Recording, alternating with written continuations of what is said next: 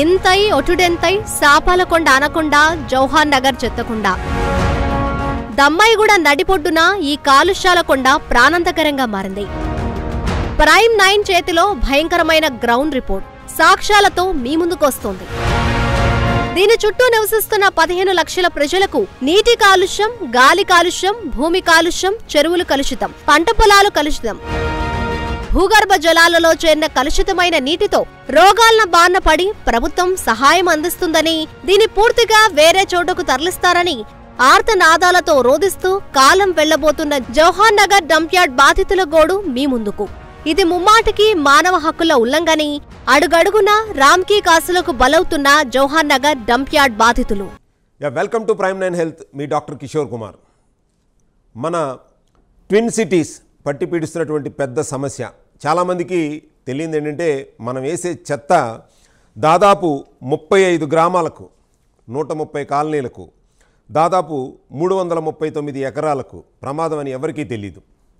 అదే Jawahar Nagar dump yard 2001 నుంచి 2024 వరకు అది చినుకు చినుకు గాలివానైనట్టుగా ఈ యొక్క ప్రమాదం ఎంతలా పొంచి ఉంచిందంటే చెప్పలేనంత అనారోగ్య సమస్యలతో దాదాపు 35 కాలనీసు సఫర్ అవటం, 35 గ్రామాలు, అట్లాగే దాని చుట్టూ ఉన్నటువంటి 14 చెరువులు పాడైపోవటం జరిగింది. ఈరోజు డిబేట్లో మనతో పాటు సమ్మిరెడ్డి గారు, కో కన్వీనర్ జేఏసీ మన యాంటీ డంపింగ్ యార్డ్, ఆయన ఉన్నారు మనతో పాటు. అలాగే ఎం మాధవరెడ్డి గారు, ఎక్స్ వైస్ సర్పంచ్ హరిదాస్పల్లి, అట్లాగే పొట్టరాజు రాములు గారు, రాజీవ్ గురాల్ప, పోతరాజు రాములు గారు మనతో పాటు స్టూడియోలో ఉన్నారు. అదేవిధంగా జూమ్ కాల్లో రవికుమార్ రెడ్డి గారు, ఫార్మరు, అలాగే శ్రీనివాస్ రెడ్డి గారు, executive engineer GHMC solid waste management, ఆయన కూడా మనకి జూమ్ కాల్లో అందుబాటులో ఉన్నారు. కేతిపల్లి పద్మాచారి గారు, కో కన్వీనర్ జేఏసీ ఈ యొక్క సోషల్ యాక్టివిస్ట్, అలాగే యాంటీ డంపింగ్ యాడ్కి దుమ్మాయిగూడ మున్సిపాలిటీ నుంచి ఆయన కూడా మనకు అందుబాటులో ఉన్నారు. అలాగే మా ప్రైమ్ 9 రిపోర్టర్ భవానీ శంకర్, అలాగే ఆయనతో పాటు అడ్వకేట్ రామకృష్ణ గారు కూడా మనతో అందుబాటులో ఉన్నారు. ఇప్పుడు ఈ యొక్క జవహర్ నగర్ డంప్ యార్డ్ గురించి డీటెయిల్స్, బాధితులు అవనివ్వండి, లేకపోతే వాళ్ళు దాదాపు 2006 నుంచి ఒక యుద్ధ ప్రాతిపదికన అక్కడ అది తీసేయాలి అన్న ఉద్దేశంతో చాలామంది ముందుకు వచ్చి చేస్తున్నప్పటికీ కూడా ఈ యొక్క గవర్నమెంట్ అనేవాళ్ళు చిన్న చూపే చూస్తున్నారు. అంటే దీనికి కారణం వేరే ఆప్షన్స్ లేక కాదు, కాకపోతే ముందు 3 మున్సిపాలిటీతో అక్కడ స్టార్ట్ చేసినటువంటి ఈ యొక్క డంపింగ్ యార్డ్ని ఇవాళ మొత్తం హైదరాబాదు ట్విన్ సిటీస్ నుంచి చెత్త అంతా కూడా అక్కడ వేయటం జరుగుతుంది. అంటే ఇదివరకు దాదాపు 3400 మెట్రిక్ టన్నులు చెత్త వచ్చేది ఎప్పుడు 2000 ఇనిషియేట్ చేసినప్పుడు 2002లో. ఇవాళ 8000 మెట్రిక్ టన్స్, 8000 మెట్రిక్ టన్స్కి అది పెరిగినప్పటికీ కూడా దానికి తగ్గట్టుగా ఇన్ఫ్రాస్ట్రక్చరు పెరగలేదనే చెప్పాలి. దీనివల్ల వాళ్ళకు ఒక ప్రాపర్గా ట్రీట్మెంట్ జరుగుతుందా జరగట్లేదా అన్న విషయాల్ని మనం జీహెచ్ఎంసీ మన శ్రీనివాస్ రెడ్డి గారిని అడిగి తెలుసుకుందాం. అలాగే ఫస్ట్ మనతో పాటు ఉన్నటువంటి సామిరెడ్డి గారు, మీరు యాక్చువల్గా కో కన్వీనర్గా జేఏసీలో దాదాపు 2006 నుంచి దీని మీద ఒక యుద్ధంలా చేస్తున్నారు. మీరు ఫేస్ చేస్తున్నటువంటి సమస్యలు కానీ, అసలు ఇది ఎక్కడ మొదలయ్యింది, ఎట్లా ఉంది, ఈరోజు మీరు ఫేస్ చేస్తున్నటువంటి ఇబ్బందులు ఏంటో చెప్పండి సార్. సార్, ఇది యాక్చువల్లీ కాప్రా అండ్ మల్కాజిగిరి, ఆల్వాల్ ఈ 3 ప్రాంతాలకే పరిమితం చేసి దానికి రోజు కనీసం అప్పుడు ఎంత అండి, ఆ పాపులేషన్ చాలా తక్కువ ఉండేది, ఒక 600 టన్స్ లేకపోతే 500 టన్స్ వచ్చేది. స్టిల్ ఈరోజు ఏమైందంటే, అంతకుముందు దాన్ని కాల్చేవాళ్ళు, ఎక్కడిదక్కడ కాల్చేసేవాళ్ళు. ఇది తదనుకంతరం ఏమైందంటే 2010 నుంచి అది కోర్టు ఆర్డర్స్ చేయబట్టి ఎక్కడి చెత్త అక్కడ కాలవద్దు, దాన్ని ఏదైనా ప్రాసెస్ చేయాలనేది కోర్టు ఆర్డర్స్ తోటి వీళ్ళు ఏం చేశారంటే, ఇక్కడ ఒక రాంగ్పీ సంస్థతోటి ఒప్పందం చేసుకొని, ఇక్కడ జిహెచ్ఎంసీ అనుకోండి లేకపోతే స్టేట్ గవర్నమెంటే అనుకోండి, ఒప్పందం చేసుకొని అక్కడ వాళ్ళకి కొన్ని ఆర్డర్స్, అంటే ఈ రకంగా ప్రాసెస్ చేయాలి, కొంత ఎరువు కానీ లేకపోతే ఇంకా వేరే దానికి సెగ్రిగేట్ చేసి దాన్ని చేయాలనేది ఒకటి వాళ్ళకి ఇచ్చారు. సో ఇక్కడ ఏమైందంటే, మొత్తం టోటల్ సిటీ ఇవాళ 1.5 జనాభా గల, అంటే ఆల్ మున్సిపాలిటీస్ అండ్ జిహెచ్ఎంసీ కలిసి రోజుకి ఒక ఫెస్టివల్స్ అప్పుడైతే ఇంకా ఎక్కువ 10,000 టన్నులు 12,000 టన్నులు కూడా వస్తుంది. మామూలు రోజులలో 7,000 మెట్రిక్ టన్స్ వస్తుంది. దీనికి వాళ్ళు ఏంటంటే యాక్చువల్లీ ఒక గుట్టలు ఒక 2 lakhs మెట్రిక్ టన్స్ ఇంకెబో నేను వాళ్ళు ఏం చేశారంటే గుట్టలు అక్కడ పేరుకపోయి అంటే రామ్కి వచ్చే ముందే అట్లా ఉందంటే రామ్కి వచ్చిన తర్వాత రామ్కి రాకముందు అంత ఏం లేదు అక్కడ లేదు, కాల్ చేసేవాళ్ళు వచ్చినట్టు దాని ప్రాసెస్ కాల్ చేసేవాళ్ళు. ఇప్పుడు రామ్కి వచ్చిన తర్వాత ఏం చేసిందంటే వాళ్ళు ప్రాసెస్ సరిగా చేయక ఈ మిగిలిపోయింది ప్రాసెస్ చేసిన తర్వాత మిగిలిపోయింది గుట్టలు పోయి some 2 lakhs 3 lakhs metric tons ఇప్పుడు అక్కడ పోగుపడిపోయింది. ఇప్పుడు వాళ్లకు 339 ఎకరాలు గవర్నమెంట్ అలాట్ చేసింది. ఆ 339 ఎకరాలు కూడా ఇప్పుడు మొత్తం గుట్టలు అయిపోయింది. ఇప్పుడు దానికి ఏంటంటే ఆ లిచెట్ వాటర్ మొత్తం ఆ 330 ఎకరాల వాటరు లిచెట్ వాటరు మొత్తం చెరువులు 14 చెరువుల నాశనం చేసింది. అసలు మొత్తం ఆ చుట్టూ పర్యావరణము వాటర్ కూడా మొత్తం పొల్యూషన్ అయిపోయింది, ఎయిర్ పొల్యూషన్ అయిపోయింది. సో దీనికి మేము ఎన్నిసార్లు గవర్నమెంట్కి మొరబెట్టుకున్నా ఎవరు దాని గురించి పట్టించుకోలేదు. మేము 2021 లోపల ఎన్జిటి కోర్టును ఆశ్రయించడం జరిగింది. అంతకుముందు కూడా 2010 కూడా వేరే అతను వేశాడు, అది కూడా కోర్టు ఆర్డర్ ఇచ్చింది ఎన్జిటి కోర్టు. అప్పుడు ఆర్డర్ ఇచ్చిన తర్వాత ఏం చేశారంటే వీళ్ళు ఓ క్యాపింగ్ అని చేశారు. ఈ గుట్టలను ఏదైతే ఉంటుందో క్యాపింగ్ చేశారు. దానికి ఆల్రెడీ గవర్నమెంట్ సుప్రీంకోర్టు ఆర్డర్స్ కూడా ఉన్నాయి, ఎన్జిటి కోర్టు ఉన్నది. అది క్యాపింగ్ అనేది అది కరెక్ట్ సొల్యూషన్ కాదు, దాన్ని మళ్ళీ బయోమైనింగ్ చేసి తీసేయాలని ఆల్రెడీ ఆర్డర్స్ కూడా ఇచ్చింది. కోర్టు ఆర్డర్స్ ఉన్నాయి. Court orders. తర్వాత దీన్ని ఏం చేసిండ్రు వీళ్ళు, మేమేం చేసినాము ఏదో కరెంటు ప్లాంట్ పవర్ ప్లాంట్ అని ఒక 19.8 మెట్రిక్ టన్స్ మెగావాట్స్ వేస్ట్ నుంచి ఎనర్జీ తీస్తామని రామ్కి వాళ్ళు ఇంకా వేరే కలిసి ఒక పవర్ ప్లాంట్ పెట్టారు. ఆ పవర్ ప్లాంట్ కూడా ఎంత పోతుంది, అది నడుస్తుందా లేదా అనేది కూడా మన దగ్గర ఎలాంటి సమాచారం లేదు. నంబర్ 1. నంబర్ 2, ఈ రామ్కి అతను గవర్నమెంట్ ఒప్పందం ప్రకారము ఒక 50% కూడా కరెక్ట్ చేయట్లేదు. నంబర్ 2 అంటే లాస్ట్ మన గవర్నమెంట్ మన తెలంగాణ గవర్నమెంట్ ఉన్నప్పుడు కూడా ఒక గౌరవ ముఖ్యం మన ఒక మినిస్టర్ గారు చెప్పారు, మేము దాదాపు నెలకి 11 కోట్లు స్టేట్ గవర్నమెంట్ నుంచి మేము ఇస్తున్నాము, వాళ్ళు ఎందుకు సరిగ్గా చేయట్లేదు అనేటువంటిది రికార్డెడ్గా కూడా ఉందన్నమాట. చెయ్యాలి కదా, ఎందుకు చేయట్లేదు మేము ప్రశ్నిస్తామని చెప్పి ఆయన అన్నారు. అంటే వాస్తవంగా 11 కోట్లు నెలకి ఇచ్చినప్పటికీ రామ్కి సరిగ్గా చేయట్లేదు అంటారా? అసలు అక్కడ వీళ్ళు చెప్పేదానికును అక్కడ చూసేదానికి అసలు పొంతన లేదు. ఐ మీన్ జమీన్ ఆస్మాన్ ఫరక్ ఉన్నది. అక్కడ పోయి చూస్తే కనుక ఒక 18 లక్షల మంది అసలు ఎట్లా బ్రతుకుతున్నారు ఏందనేది ఒక ఆఫీసర్ వస్తే కూడా ముక్కు మూసుకొని ఒక 5 నిమిషాలు ఉండలేనటువంటి పరిస్థితి ఏర్పడ్డది. అట్లాంటి ప్లేస్లో 15 లక్షల మంది ఇక్కడ జీవిస్తున్నాం. ఇక్కడ కోర్టు కూడా ఏం చెప్పారంటే ఇప్పుడు జిహెచ్ఎంసీ వాళ్ళు కూడా తర్వాత స్టేట్ సెక్రటరీ వాళ్ళు ఒక కోర్టుకు ఎన్జిటి కోర్టుకు ఒక అఫిడవిట్ ఇచ్చారు, మేము 3 దిక్కుల షిఫ్ట్ చేస్తామని. ఒకటి ప్యారానగర్, ఒకటి ఖానాపూర్, ఇంకొకటి దుండిగల్, లగ్డారం ఈ 3 లగ్డాన్ ఒకటి, ఖానాపూర్ ఒకటి, ఇంకోటి ప్యారానగర్. అది ఒకటి లగ్డారం వచ్చేసరికి 100 acres, ఖానాపూర్ వచ్చేసరికి 45 ఎకరాలు, తర్వాత ఇంకోటి 150 ఎకరాల కింద అలాట్ చేశారు. అంటే ఇది జనవరి 2024 మన రేవంత్ రెడ్డి గారు మన వీళ్ళందరినీ కూర్చోబెట్టుకుని ఒక సమీక్షగా పెట్టుకుని దీని మీద డెసిషన్ తీసుకుని ఈ 3 ఏరియాలని మీరు జాగ్రత్తగా చూడండి ఎలా ఉంటుంది ఏంటని చెప్పారు. రైట్. సో ఇప్పటి వరకు అది అలాట్ చేయలేదు. ఇక్కడ పరిస్థితి ఏంటంటే దినదినము రోజుకు పెరుగుతుంది కానీ చెత్త తగ్గట్లేదు. అక్కడేమో ప్లేస్ లేదు.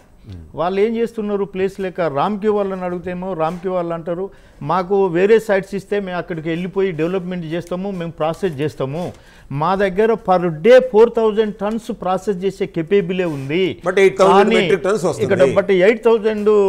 మెట్రిక్ టన్స్ వస్తుంది, మేము ప్రాసెస్ చేయలేకపోతున్నామని వాళ్ళు చేతులు ఎత్తేసారు. రైట్. ఒక్కసారి మాట్లాడదాం. శ్రీనివాసరెడ్డి గారు, ఎగ్జిక్యూటివ్ ఇంజనీర్ గారు మన జూమ్ కాల్లో అందుబాటులో ఉన్నారు. శ్రీనివాసరెడ్డి గారు, నా వాయిస్ వినబడుతుందండి? కిరణ్ గారు. సార్ చెప్పండి. కిషోర్ కుమార్ అండి, డాక్టర్ కిషోర్ కుమార్ అండి నా పేరు. సారీ, డాక్టర్ కిషోర్ కుమార్ అండి నా పేరు. సారీ కిరణ్ కుమార్ అన్నాను కదా. కిషోర్ కుమార్ గారు, good afternoon. Good afternoon sir. And చర్చలో ఉన్న పెద్దలందరికీ నమస్కారం సార్. ఇది యాక్చువల్గా మనకి వీళ్ళు చేసేటటువంటి ఆరోపణ ప్రకారం చూస్తే ఈ ర్యామ్కీ సంస్థ ఏదైతే ఉందో వాళ్ళకి 4000 మెట్రిక్ టన్నులు చెత్త చేయడానికి మాత్రమే ఉంది, దానికంటే కనుక మేము ఎక్కువ వస్తుంది కాబట్టి మేమేం చేయాలో తెలియని పరిస్థితుల్లో ఉన్నాము అని అంటున్నారు. అట్లాగే ఈ యొక్క రోజు రోజుకి పెరిగిపోతున్న దాని ప్రకారం చూస్తే చుట్టుపక్కల గ్రామాలు కానీ తర్వాత ఈ యొక్క 130 కాలనీసు 18 లక్షల మంది దీనివల్ల మేము సఫర్ అవుతున్నాము అని చెప్తున్నారండి. సో దీనికి మన జిహెచ్ఎంసి తీసుకుంటున్నటువంటి ఏ విధమైనటువంటి ప్రికాషన్స్ తీసుకుంటున్నారు సార్? దీనికి వాస్తవేనా వీళ్ళు చెప్పేది, మన రెడ్డి గారు చెప్పేది వాస్తవేనా? ఎంతవరకు వాస్తవం మాధవరెడ్డి గారు చెప్పేది, సమిరెడ్డి గారు చెప్పేది? ఇక్కడ కొంత అంటే ప్రజలు సమస్యల్లో ఉన్నప్పుడు వారికి అర్థమైన మేరకు మాత్రమే వారు అంటే టెక్నికాలిటీస్ అనేవి వాళ్ళకి అంత డీటెయిల్గా పోరు, వాళ్ళ సమస్య గురించే వాళ్ళకు ముఖ్యం కాబట్టి వారి అభ్యంతరాల్లో కానీ వారి ఆక్రోశంలో కానీ అర్థం ఉంది, అందులో ఏమాత్రం ఎవరికి కూడా మనం కాదనలేము. అయితే ఒకటేంటంటే కొన్ని చిన్న చిన్న అంటే కరెక్షన్స్ నేను సవరించదలుచుకున్నాను. చెప్పండి సార్. ఏంటంటే వాస్తవానికి అక్కడ ఉన్న కెపాసిటీ వచ్చేసి మనకి 15,000 మెట్రిక్ టన్నులని అయినా కూడా తడి పొడి చెత్త వేరు చేయగలిగే కెపాసిటీ ఎక్విప్మెంట్ ఉంది అక్కడ. మాకు 4,000కే ఉంది అని వారు నిజంగానే వారు చెప్పారా, వీరు వేరేలాగా అర్థం చేసుకున్నారా, అదొకటి చూడాలి. కానీ మనకు ఈ మధ్యలోనే మన చెన్నై ఎన్జిటిలో ఇప్పుడు వీరు ఏదైతే కేసు గురించి చెప్పారో 2021 కేసు అని చెప్పారు కదా, దాని గురించి రకరకాల వాదనలు జరిగినప్పుడు మేము కోర్టుకు సబ్మిట్ చేశాము. తర్వాత ఈ మధ్యనే సెంట్రల్ పొల్యూషన్ కంట్రోల్ బోర్డు వారు కూడా ఒక కమిటీ వచ్చి ఇన్స్పెక్షన్ చేసిపోయింది. తర్వాత పోయిన ఆగస్టు నెలాఖరులో కూడా వర్చువల్గా జూమ్ కాన్ఫరెన్స్లో central pollution control board chairman గారు, మెంబర్ సెక్రటరీ గారు వారు రివ్యూ చేశారు. దాంట్లో కూడా మేము అఫీషియల్గా వాళ్ళు వచ్చి ఇన్స్పెక్షన్ చేసి ఇచ్చిన కమిటీ రిపోర్ట్లోనే ఇప్పుడు జవహర్ నగర్కు జిహెచ్ఎంసి నుంచి 7,441 టన్నులు వస్తుంది, ఇతర మున్సిపాలిటీల నుంచి వచ్చేది కూడా కలిపితే 8,100 టన్నులు వస్తుంది యావరేజ్ అని వారు ఇచ్చారు సిపిసిబి వారి రిపోర్ట్లోనే. ఎగ్జాక్ట్లీ, అవును సార్. అయితే అదే రిపోర్ట్లో క్లియర్గా వాళ్ళ దగ్గర ఎంత ప్రాసెసింగ్ కెపాసిటీ ఉంది ఈ రామ్కి ఏర్పాటు చేసిన ఆ ఫెసిలిటీలో అనేది కూడా వారు ఇచ్చారు. 15,300 టన్నులకు ప్రాసెసింగ్ చేయగలిగే మెషినరీ ఎక్విప్మెంట్ ఉంది అని. అయితే ఇప్పుడు వచ్చేది సమస్య ఏంటంటే అసలు ఎందుకు అక్కడ ఏమైనా జాప్యం జరిగినా లేకపోతే ఏదైనా ఓవర్ బర్డెన్ అంటే మనము వాస్తవంగా ఒప్పుకోవాల్సింది ఏంటంటే గతంలో పెద్ద పెద్ద కుటుంబాలు ఉన్నప్పుడు మనకు చిన్న కుటుంబం చింతలేని కుటుంబం అని ఎలా అయితే సామెతలు వచ్చినాయో అట్లా 10 మంది ఉన్న ఇంట్లో ఎలా ఉంటుంది, 2 ముగ్గురు 2 పిల్లలు 2 పెద్దవాళ్ళు 4 ఉన్న ఇంట్లో ఎలా ఉంటుంది, ఆ విధంగా చూసుకుంటే మనకి మొత్తం జిహెచ్ఎంసి ప్రాంతంలో ప్రొడ్యూస్ అయ్యే చెత్త అంతా కూడా ఒకే చోటికి రావడం వల్ల ఏర్పడ్డ సమస్య ఇక్కడ. అది మనము చరిత్ర పూర్వాపరాల్లోకి వెళ్తే అవన్నీ వేరే ఉండొచ్చు కాక ఈ రోజు ఉన్న పరిస్థితిలో అక్కడ ప్రజలకైతే ముఖ్యంగా ఈ పరిస్థితి ఈ బాధ రావడానికి కారణము మనకు ఒకే దగ్గరికి చెత్త అంతా పోవడం. అది యాజ్ ఏ ఎన్విరాన్మెంటల్ ఇంజనీర్గా నేను సొంతంగా నా పర్సనల్ కెపాసిటీలో కూడా ఆ విషయం బాధాకరమే. అండ్ యాజ్ ఏ ఇంజనీర్గా నేను సంస్థ తరపున చూస్తే కూడా మా సంస్థ తరపున కానీ ప్రభుత్వం తరపున కానీ ఇప్పుడు కానీ గతంలో కానీ ఎవరు కూడా ఆనందంగా మేము పోనీలే అని చెప్పేసి ఒకే చోట వేయడం లేదు. ఈ గతం అంతా ఒకసారి పరిశీలించుకుంటే మనము 2014లో రాష్ట్రము విడిపోయిన తర్వాతనే ఇమ్మీడియట్గా కూడా చర్చ జరిగింది అప్పటి గౌరవ ముఖ్యమంత్రి గారి దగ్గర. ఆ తర్వాత 2016లో కలెక్టర్స్ మీటింగ్లు జరగడం అయింది, 17లో జరిగినాయి రకరకాల చర్చలు. దాదాపు ఒక 10-15 ప్రాంతాలు పేర్లు ఇప్పుడు నేను చెప్పకూడదు బాగోదు కాబట్టి అక్కడికి డైవర్షన్ చేయడం కోసం అని చెప్పేసి ప్రయత్నాలు జరిగినాయి, ఈ రోజు వరకు కూడా జరుగుతూనే ఉన్నాయి. ఇక్కడ ఏంటంటే మాకు రామ్కీ సంస్థతోటి 2009లో చేసుకున్న అగ్రిమెంట్లో కూడా మొదలు పెట్టడము జవహర్ నగర్లో ఆల్రెడీ ఉన్న భూమిలోనే 339 ఎకరాల్లో అంతటా పడేసి ఉన్న చెత్త ఏదైతే ఉందో దాన్ని అంతా కూడా ఒక దగ్గరికి తీసుకొచ్చి దాన్ని క్యాపింగ్ చేసేలాగా ఆ మిగిలిన అంటే ఒక 100-125 ఎకరాల్లో దాన్ని సరిచేసి సవరించి మిగిలిన ప్రాంతం అంతా కూడా మళ్ళీ ఈ కొత్తగా వచ్చే ఫ్రెష్ వేస్ట్ని మేనేజ్ చేయడం కోసం ఫెసిలిటీ ఎస్టాబ్లిష్ చేయాలని రాసుకుంటూ ఇంకా 3 ప్రాంతాలు అంటే సిటీకి 4 వైపులా 4 చోట్ల ఉండేలాగా మరో 3 ప్రాంతాలని కూడా కనిపెట్టి అక్కడ ఎస్టాబ్లిష్ చేయాలని 1-2 ప్రాంతాల పేర్లు రాశారు. మరొక ప్రాంతం అప్పటికి ఎస్టాబ్లిష్ అంటే అప్పటికి ఐడెంటిఫై చేయలేదు, ఇంకో ప్రాంతం కూడా ఐడెంటిఫై చేసి ఇలా 4 చోట్ల ఎస్టాబ్లిష్ చేయాలని ఉన్నారు. సో ఇదే పాయింట్ మీద పట్టుకొని అప్పుడు 2017లో ఒక పెద్ద ఆయన ఎవరైతే కేసు వేశారని చెప్పారో ఎన్జిటిలో, వారు కేసు వేసినప్పుడు ఎన్జిటి ఢిల్లీ ప్రిన్సిపల్ బెంచ్ వారు కూడా ఒక ఆర్డర్ ఇచ్చారు, మీరు ఖచ్చితంగా ఇంకా 3 వైపులా మీరు సైట్స్ ఐడెంటిఫై చేసి డైవర్షన్ చేయండి, ఇక్కడికి ఒక వంతు మాత్రం వెళ్ళడం రీజనబుల్. శ్రీనివాసరెడ్డి గారు, నాకు చిన్న డౌట్ అండి. యాక్చువల్గా మీ మన ర్యామ్కీకి కెపాసిటీ వచ్చేసరికి 15,000 మెట్రిక్ టన్ను ట్రీట్మెంట్ చేయడానికి కెపాసిటీ ఉన్నప్పుడు 8,000 మెట్రిక్ టన్స్ని ప్రాసెస్ చేయబడడానికి 3 స్టేజెస్లో ప్రాసెస్ చేయబడడానికి గల కారణం ఏమంటారు? ఒక చోటకే వచ్చింది అనేది సమస్య పక్కన పెడదాం సార్. ఇప్పుడు అక్కడ 339 ఎకరాలు ఉంది. మన ర్యామ్కీకి వాళ్ళకి ఇచ్చినప్పుడు దాదాపు 250 కోట్లు స్టేట్ గవర్నమెంట్ 250 కోట్లు వెచ్చించి అంత పెద్ద ఇన్ఫ్రాస్ట్రక్చర్ని పెట్టాము. సో దీంట్లో 15,000 మెట్రిక్ టన్స్ ట్రీట్మెంట్ చేయడానికి ఇన్ఫ్రాస్ట్రక్చర్ అంతా ఉన్నప్పుడు, ఎక్విప్మెంట్ అంతా ఉన్నప్పుడు ఇంకా ట్రీట్ చేయడానికి ప్రాబ్లం ఏముందండి? ఒక చోట ఉంటే ఏమైంది, 4 చోట్ల ఉంటే ఏమైంది? Only transportation issue. ఇప్పుడు మీరు ఈ చివరి నుంచి ఆ చివరికి చెత్త తీసుకెళ్లాలన్నది ఇష్యూ ఒకటే కదా. ర్యామ్కీలో ఇన్ఫ్రాస్ట్రక్చర్ ఉన్నప్పుడు చేయడానికి ఏంటి ప్రాబ్లం? సార్ ఎస్ సార్, అక్కడ కిషోర్ గారు అక్కడ ఆ ప్రశ్న దగ్గరికి ఇప్పుడు వస్తున్నానండి. చెప్పండి సార్. సో ఇందాక మాధవరెడ్డి గారు చెప్పిన సమస్య ఏదైతే అన్నారో, ఏమీ చేయడం లేదు అలా పోగవుతోంది అన్నది ఒక చిన్న అపోహ, దాన్ని నేను వివరిస్తాను. చెప్పండి. ఈ రోజు కండి ఏదైతే 8,100 టన్నుల చెత్త వస్తుందో దానిని తడి పొడి చెత్తగా విడగొట్టిన తర్వాత 3,800 టన్నులు తడి చెత్త విడిపోతుంది. తర్వాత 4,300 టన్నులు పొడి చెత్తగా విడిపోతుంది. ఓకే. సో ఇక్కడ ఒక చిన్న సమస్య, మళ్ళీ ఇది ఎక్కడ ఏమవుతుంది చెప్తా ఇప్పుడే వివరంగా. సో దీంట్లో ఒకటేంటంటే మనము బియ్యంలో రాళ్ళు ఉంటే జల్లెడ పట్టుకోవడము లేదా ఏరడము కామన్, అక్కడొకటి ఇక్కడొకటి ఉంటే. కానీ అదే బియ్యంలో మనము గుప్పెడు రాళ్ళు చేతిలోంచి తీసి ఇసుక పోసేసి ఏరుకోరా బాబు అంటే ఎంత కష్టమో, అట్లానే ఇక్కడ ప్రజల్లో అంటే మీరు నేను వారు అందరం ప్రజల్లో తడి పొడి చెత్తని వేరు చేసి ఇంటి వద్దనే విడిగా అందజేస్తే ఉండే సౌలభ్యం వేరు, ఎక్కడో కొంత కలిసిపోయి ఉంటే దాని వరకే సపరేట్ చేయడం వేరు. మొత్తం చెత్త అంతా కూడా తడి పొడి కలిసే వస్తుంది. దానివల్ల విడగొట్టే ప్రక్రియలో కొంత డిలే జరుగుతుంది. సార్ నేను ఒక నిమిషం చెప్పండి సార్, నేను ఒక్క నిమిషం మాట్లాడతా సార్. చెప్పండి. ఇప్పుడు మీరు రామ్కీ వాళ్ళు కానీ తడిపొడి చెత్త వేరు చేసి తీసుకుపోతున్నారా? లేదు, నంబర్ 1. నంబర్ 2, మీకు అక్కడ ఆల్రెడీ మీరే చెప్పారు 125 ఎకరాలు రామ్కీకి ఇచ్చే ముందే ఆల్రెడీ ఫిలప్ అయిపోయిందని. ఇప్పుడు అక్కడ ప్లేస్ ఎంత ఉంది? ఇప్పుడున్న గుట్టలు ఎన్ని గుట్టలు పోగైనాయి రామ్కీకి ఇచ్చిన తర్వాత? మీకు ఆల్రెడీ లైవ్లో కనపడుతుంది, మీరు కూడా రెగ్యులర్గా చూస్తూ ఉంటారు. నాకు కావాల్సింది ఏంటంటే అక్కడ మీకు ఇంకెంత జాగా మిగిలింది, నంబర్ 1. నంబర్ 2, ఇప్పుడు ఆల్రెడీ ఆ గుట్టల్నే సుప్రీంకోర్టు ఆర్డర్ ఇచ్చింది, బయోమైనింగ్ చేసి అది తీసేయాలి, అది కాపింగ్ అనేది సైంటిఫిక్గా కరెక్ట్ కాదని సుప్రీంకోర్టు ఆర్డర్స్ కూడా ఉన్నాయి. మీరు ఇంకా 2 గుట్టలు ఎట్లా చేస్తున్నారు? ఇప్పుడు అక్కడ ఏ పద్ధతి ప్రకారం చేస్తున్నారు చెప్పండి సార్. ఒక్కసారి చూద్దామండి. మన రవికుమార్ రెడ్డి లైన్లో ఉన్నాడండి. రవికుమార్ గారు, అక్కడ ఒక్కసారి అక్కడ ఆ గుట్టలు ఏమన్నా చూపించగలరా? చూపిస్తానండి. ఇదే అండి యాక్చువల్ గా అక్కడ ఒక గుట్ట పేరుకపోతుందండి. ఇది యాక్చువల్ గా వీళ్ళు క్యాపింగ్ చేశారు ఇక్కడ కొత్త గుట్ట. దాని బ్యాక్ సైడ్ లో ఇంకొక గుట్ట పేరుకపోతుంది. ఆల్రెడీ ఒక 2 months లోనే అది ఆల్రెడీ ఫిల్అప్ అయిపోయింది. ఓకే.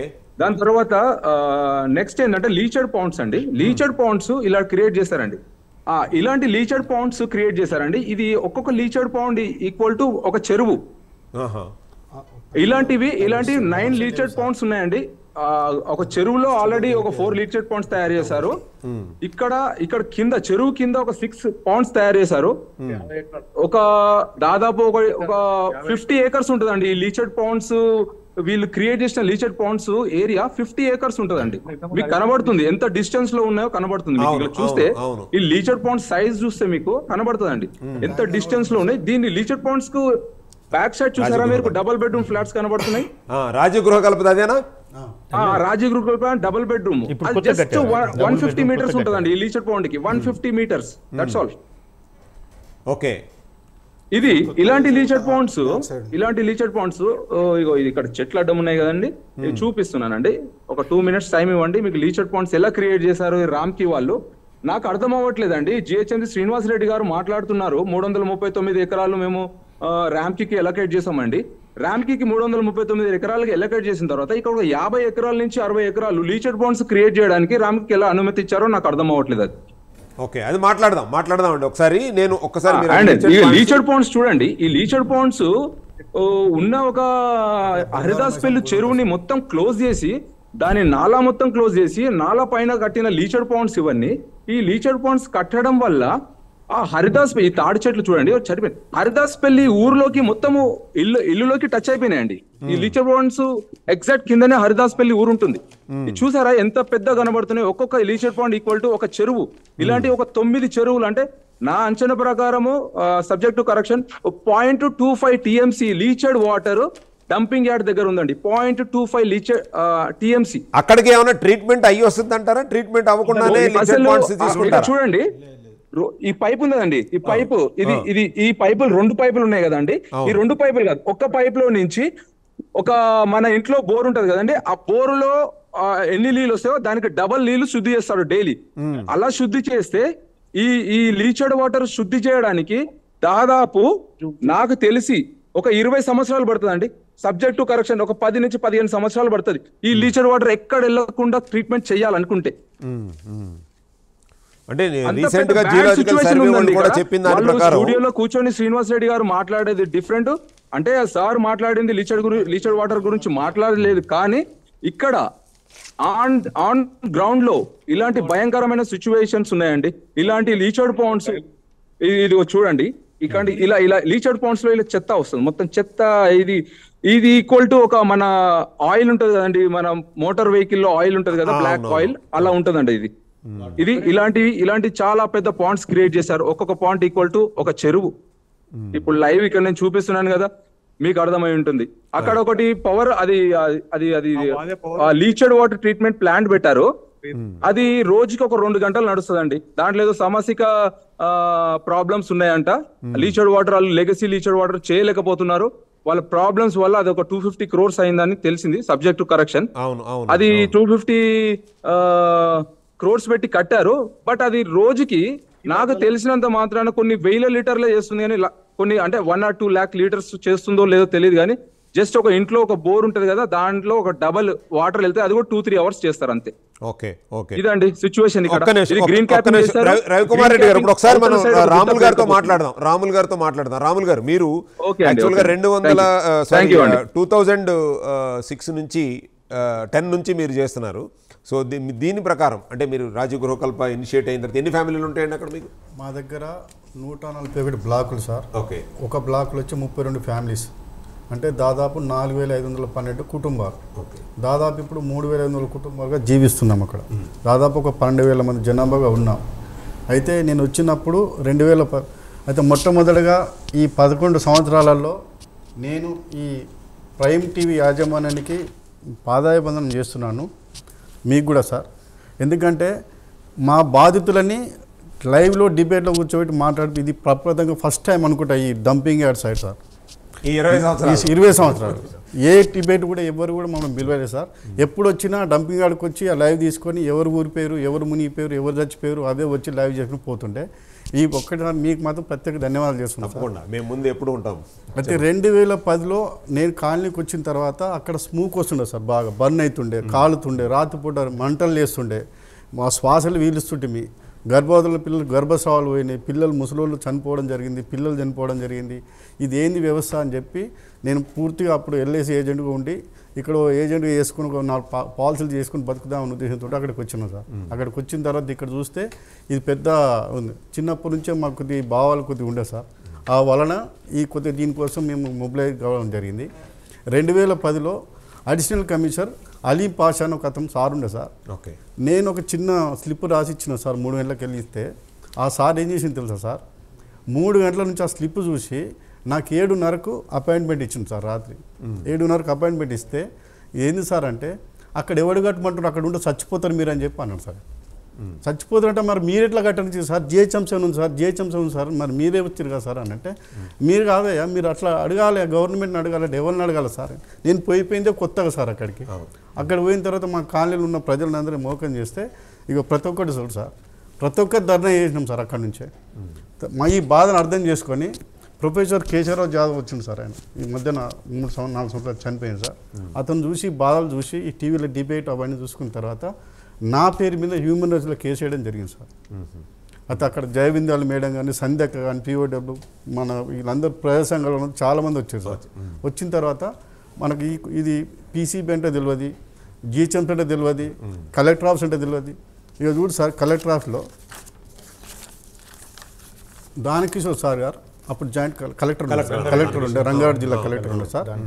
2009లో 6వ తారీఖు ఒకటి తీసేయమని చెప్పి, షిఫ్ట్ చేయమని చెప్పి ఇచ్చిండు సార్. ఇట్లా ఇది ఎవరికి ఇవ్వకుండా దాచిపెట్టేసి ఇది ఇచ్చుకుంటా ఇప్పటిదాకా మీరు అన్నారు కదా సార్, 2001లో వీళ్ళకి ఇచ్చి అజయ్ జైన్ కలెక్టర్ గారు ఈ 339 ఎకరాలు 170 సర్వే నెంబర్లో ఇచ్చుకుంటా అని ఈ 3 మున్సిపాలిటీలు చేసి దీన్ని కలెక్టర్ ఆఫీస్లో ఇస్తే ఆర్టీఆర్ కింద ఇస్తే ఇచ్చారు సార్ ఇన్ఫర్మేషన్. అయితే దయచేసి ఏమంటున్నారు సార్ అంటే, ఇప్పుడు మా అన్న వాళ్ళు అర్దాస్పల్లి విలేజ్ వాళ్ళు పంట పొలాలు సార్, నేను చూస్తుంటే అక్కడ నారు కూడా పండదు సార్, నారు వేస్తారు కదా సార్, మొలకలు నారు వండకపో సార్. ఈ నారు వేరే ఊర్లో తీసుకుని వచ్చేసి పొలాలు వేస్తే ఆ పొలం సరిగ్గా రాకపో. ఎన్ని బర్రెలు చచ్చిపోయినాయి సార్, ఎన్ని ఆవులు చచ్చిపోయినాయి నేను చూసిన సార్. మాధవరెడ్డి గారు చెప్పండి. మాధవరెడ్డి గారు, ఇది 2006 నుంచి మేము పోరాడుతున్నాం సార్. ఇది అప్పుడు మేము పోరాడుతున్నప్పుడు శ్రీనివాసరెడ్డి సార్ లేడు, మాకు ఉన్నది అప్పుడు అశ్విని కుమార్ సార్, వందన్ కుమార్ సార్ వాళ్ళు ఉండే. వాళ్ళు ఎన్నిసార్లు మేము లారీలు ఆపినా, ధర్నాలు చేసినా వచ్చి సంబంధించి పొద్దునుంచి పొద్దుదాకా ఉండి మీకు ఏం ప్రాబ్లం కాకుండా చూస్తాము చేస్తాము అని చెప్పి అప్పటి నుంచి రోడ్లు కూడా అక్కడ బండ్లవాడ నుంచి డంపింగ్ యార్డ్ వరకు రోడ్లు కూడా ఊడ్చేవాళ్ళు.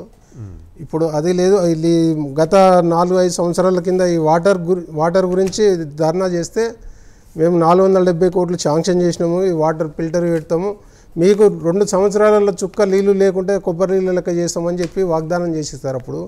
అప్పుడు చేసిన దానికి ఇప్పటికి ఇంకా 4 ఇంతలు ఫండ్స్ కట్టి నింపి పెట్టిస్తారు. చేస్తామన్నది ఏంటంటే ఈ పైన ఉన్న గుండ్ల చెరువును ఖాళీ చేసారు సార్, ఆ వాటర్ను ఫిల్టర్ చేస్తామని చెప్పి కింద ఫండ్స్ కట్టి కిందికి వదిలేరు, అది ఓపెన్ చేసి పెట్టారు తప్ప ఈ ఒక ఫిల్టర్ చేసింది మాత్రం ఏమాత్రం లేదు సార్. వీళ్ళు ఫిల్టర్ చేసి పంపిస్తున్నామన్నారు కదా, ఇగో ఇట్లా కెమికల్ వేసి పొద్దున్న దాకా కూడా వాటర్ కిందికి విడుస్తున్నారు తప్ప ఫిల్టర్ మాత్రం చేయట్లేదు.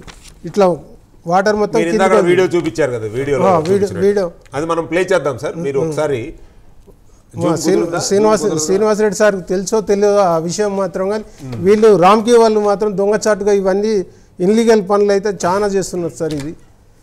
దీని గురించి బాగా శ్రద్ధ తీసుకోవాలి. మేము కోరేది ఏంటంటే ఇక్కడ స్టోరేజ్, ఈ వాటర్ స్టోరేజ్ లేకుండా పైప్ లైన్ తీసుకుపోయి మూసిలో కలపగలరని మేము కోరుతున్నాం సార్. ఇది చెప్పండి. సెన్నా ఫౌండేషన్ అని ఉంటుంది సార్ ఒకటి, సాగర్ దారా గారు అని ఇక్కడ లోయటాన్ బండి కింద ఉంటుంది సార్, సైంటిస్ట్ అయినా. ఆ సార్ దగ్గరికి వెళ్తే పోవడం జరిగింది సార్. ఆ సార్ దగ్గరికి వెళ్తే ఏంటంటే ఆ సార్ దగ్గర మన దగ్గర బిట్స్ పిల్లాని కాలేజ్ ఉంటుంది సార్, డెంటల్ కాలేజ్ ఉంటుంది. తర్వాత అక్కడ ఉన్న మంచి మంచి స్కూల్స్ ఉన్నాయి సార్, సెకండరీ స్కూల్స్ ఉన్నాయి, ప్రైవేట్ స్కూల్, గవర్నమెంట్ స్కూల్, అన్ని స్కూళ్ళలో పోయి ఆయన వచ్చి ఆ పిల్లల్ని కానీ ఆ చిన్న పిల్లల్ని, ఆ గర్భవతుల పిల్లల్ని వీళ్ళందరినీ అడిగినారు సార్ ఆయన. అయితే ప్రపంచంలో కొండపైన ఉన్న డంపింగ్ యార్డు మన జవహర్నగర్ డంపింగ్ యార్డే. జవహర్నగర్ డంపింగ్ యార్డ్, ఈ డంపింగ్ యార్డు వలన ఇన్ని ప్రాబ్లమ్స్ అయితే అని ఆ సార్ చెప్పడం జరిగింది. అయితే కొండపైన డంపింగ్ యార్డ్ వేయొద్దని ఆయన ప్రణాళిక తయారు చేసింది సార్. అయితే దీని ఏంటంటే గ్రౌండ్ లెవెల్ తీసుకొని మట్టి తీసి దాంట్లో లోపల ఇవ్వాలి. ఈ కొండపైన వేసే డంపింగ్ యార్డు వాళ్ళకి ఎంత పెద్ద నాయకులకు దండం అయితే పెడుతున్నాను సార్ నేను. ఈ కొండపైన వేసే డంపింగ్ యార్డ్ ఇమ్మీడియట్లీ తీసేయాలి సార్. అయితే ఇక్కడ జరిగేది ఏంటంటే ఆ కొండ మీద హైట్లో ఉండట్లో స్ప్రెడ్ ఎక్కువ అవుతుంది, డిస్టెన్స్ ఎక్కువ స్ప్రెడ్. మీరు దీంట్లో టీవీలో sir central pollution control board వాళ్ళు ఇచ్చిన వాళ్ళకి అగ్రిమెంట్లో ఇచ్చింది, ఒక్క బకెట్ నీళ్ళు కూడా బయటకు పోదు సార్. కాపాలని మీరు దీంట్లో లైవ్లో చూపించండి, లీచెడ్ వాటర్, ఒక్క లీచెడ్ వాటర్ బకెట్ పోవద్దు. బకెట్ పోతే వీళ్ళు అగ్రిమెంట్ క్యాన్సల్. కానీ అక్కడ ఉన్న మా పెద్దవాళ్ళకు అందరికీ తెలియక వాళ్ళందరికీ మభ్యపెట్టి వాళ్ళు పబ్బం గడుపుకొని రామ్కి వాళ్ళు బతికేస్తున్నారు సార్. దయచేసి మీకు రోలింగ్ ఏమైనా చేస్తాం సార్. వారు మాట్లాడుతున్నారు కదా, వారి అంటే అయిపోయాక పాయింట్ బై పాయింట్ అడిగినా నేను ఎలా అనేది మీరు డిసైడ్ చేయండి. అలాగే సార్. అలా అంటే యాక్చువల్గా చూస్తే కూడా అంటే నా దగ్గర ఉన్నటువంటి ఇన్ఫర్మేషన్ ప్రకారం వాళ్ళు ఒకటి assessment of water contamination at municipal solid waste disposals at Jawahar Nagar, Hyderabad, Telangana, India May 2022లో ఒక ఆర్టికల్ అయితే వచ్చింది సార్. దాదాపు 21 పేజెస్ ఉన్నటువంటిది ఒక రీసెర్చ్ పేపర్ అండి ఇది. దీని ప్రకారం కూడా చూస్తే వాళ్ళందరూ కూడా గ్రౌండ్ వాటర్ని, సర్ఫేస్ వాటర్ని శాంపిల్ తీసుకుని దాదాపు 14 దాని సరౌండింగ్లో ఉన్నటువంటి 14 చెరువులు అయితే ఏవైతే ఉన్నాయో దాని గ్రౌండ్ వాటర్ అంతా కూడా పొల్యూట్ అయిపోయింది అనేటటువంటిది ఈ రిపోర్ట్ అండి. మీకు కావాలంటే నేను మీకు పంపిస్తాను సార్. సో దాంట్లో టీడీఎస్లో అంటే బిఏఎస్ ఉన్నాయి సార్, ఆ రిపోర్ట్స్ అన్ని ఉన్నాయి సార్, వివరణ ఇవ్వగలను. అంటే ఒకటి ముందే చెప్పినట్లుగా అక్కడ జరిగింది నష్టం జరగలేదని కానీ ఇప్పటికి కూడా అంతా చెత్త అక్కడికే పోవడం కరెక్ట్ అని కానీ మేము ఎవరము గవర్నమెంట్ తరపు నుంచి కానీ ఇక్కడ అది కాదు సార్ సమస్య అది కాదు సార్. ఇప్పుడు ట్రీట్మెంట్ ప్రాపర్ గా జరగకపోవట్లేదు సార్. మేమేం చేస్తున్నాం అనే దాని గురించి నేను వివరంగా కొంచెం టైం ఇస్తానంటే నేను వివరంగా చెప్తాను. తప్పకుండా సార్. అంటే మాకు దీని ప్రకారం IJECC 8523 మీ దగ్గర కూడా ఉందన్నారు కాబట్టి ఆర్టికల్ 2022లో గ్రౌండ్ వాటర్ కానీ సర్ఫేస్ వాటర్ కానీ కంప్లీట్గా ఆర్గానిక్ పొల్యూటెంట్స్తో ఉంది అని చెప్పారు. అలాగే ఈ 14 చెరువులు అయితే కనుక ఒక జియోలాజికల్ సర్వే ప్రకారం వాళ్ళు చేసిన దాని ప్రకారం ఏంటంటే ఉప్పడ కనుక దాన్ని అక్కడ ఆపేస్తే మొత్తం ఈ గ్రౌండ్ వాటర్ లెవెల్ కనుక నార్మల్ కండిషన్ అవ్వడానికి ఇంకొక 10 సంవత్సరాలు పడుతుంది అని చెప్పి మీకు 2022లో వచ్చినటువంటి దీని ప్రకారం చూస్తే మనం ఇవాళ 2024లో ఉన్నాం. ఆ రోజు వదిలేస్తే ఇంకో 10 సంవత్సరాలకు నార్మల్ కండిషన్లోకి వస్తుంది అన్నారు. అంటే ఏంటి, ఆల్రెడీ 10 సంవత్సరాలకి అడ్వాన్స్డ్గా మనం పొల్యూట్ చేసేసాం ఆ ఏరియా మొత్తం. సో ఇప్పుడు అంటే ఈ 18 లక్షలు వాళ్ళ సరౌండింగ్లో ఉన్నటువంటి 35 విలేజెస్ కానీ లేకపోతే 100 ఎకరాలు ఇప్పుడు వీళ్ళు చెప్పేదాన్ని బట్టి చూస్తే ఈవెన్ 1000 ఎకరాల్లోనే పాడైపోయింది సార్. ఈవెన్ మొక్కలు కూడా మొలవని పరిస్థితుల్లో అవుతుందన్నారు. అలాగే మనకు లైవ్లో కనుక చూసినట్టయితే కూడా ఆ పాండ్స్ కూడా అంత భయంకరమైనటువంటి మరి కింద లైనర్స్ ఏమన్నా ఉంటాయా? లిచెడ్ వాటర్ అంటే కామన్గా మనం స్టాండర్డ్స్ ప్రకారం ఏదైనా లైనర్స్ పెట్టుకుని భూమిలోకి ఇన్ఫిల్ట్రేషన్ అవ్వకుండా ఉండేటట్టుగా చూడటం అనేటటువంటిది మనకి నామ్స్ ప్రకారం కనుక చూస్తాం సార్. మరి ఈ లిచెడ్ వాటర్ని వితౌట్ ఎనీ బ్యారికేడ్స్ ఏమీ లేకుండా డైరెక్ట్ గ్రౌండ్ మీదకి వదిలేస్తే కనుక ఇన్ఫిల్ట్రేషన్ అయ్యి ఆటోమేటిక్గా గ్రౌండ్ వాటర్ అనేటువంటి పొల్యూట్ జరుగుతూ ఉంటుందండి. చెప్పండి శ్రీనివాస్ రెడ్డి గారు. ఇప్పుడు ఒకటండి, ఈ క్యాపింగ్ అనేది తప్ప రైటా అనే దాని మీద ఒకరు మాధవరెడ్డి గారు అనుకుంటాను అడిగారు కదా. ఈ పాయింట్ మీద నేను 2012లో మనకి ఈ ప్రాజెక్టు స్టార్ట్ అయినప్పుడు ministry of environment and forest వాళ్ళు ఇచ్చిన ఎన్విరాన్మెంటల్ క్లియరెన్స్ పేపర్ ఏదైతే ఉందో అది నేను మీకు షేర్ చేశాను, వాట్సాప్లో చూడొచ్చు సార్. అందులో సి పాయింట్లో sub.7 ఉందండి.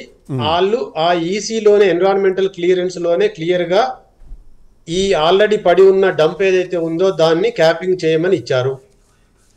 Okay sir.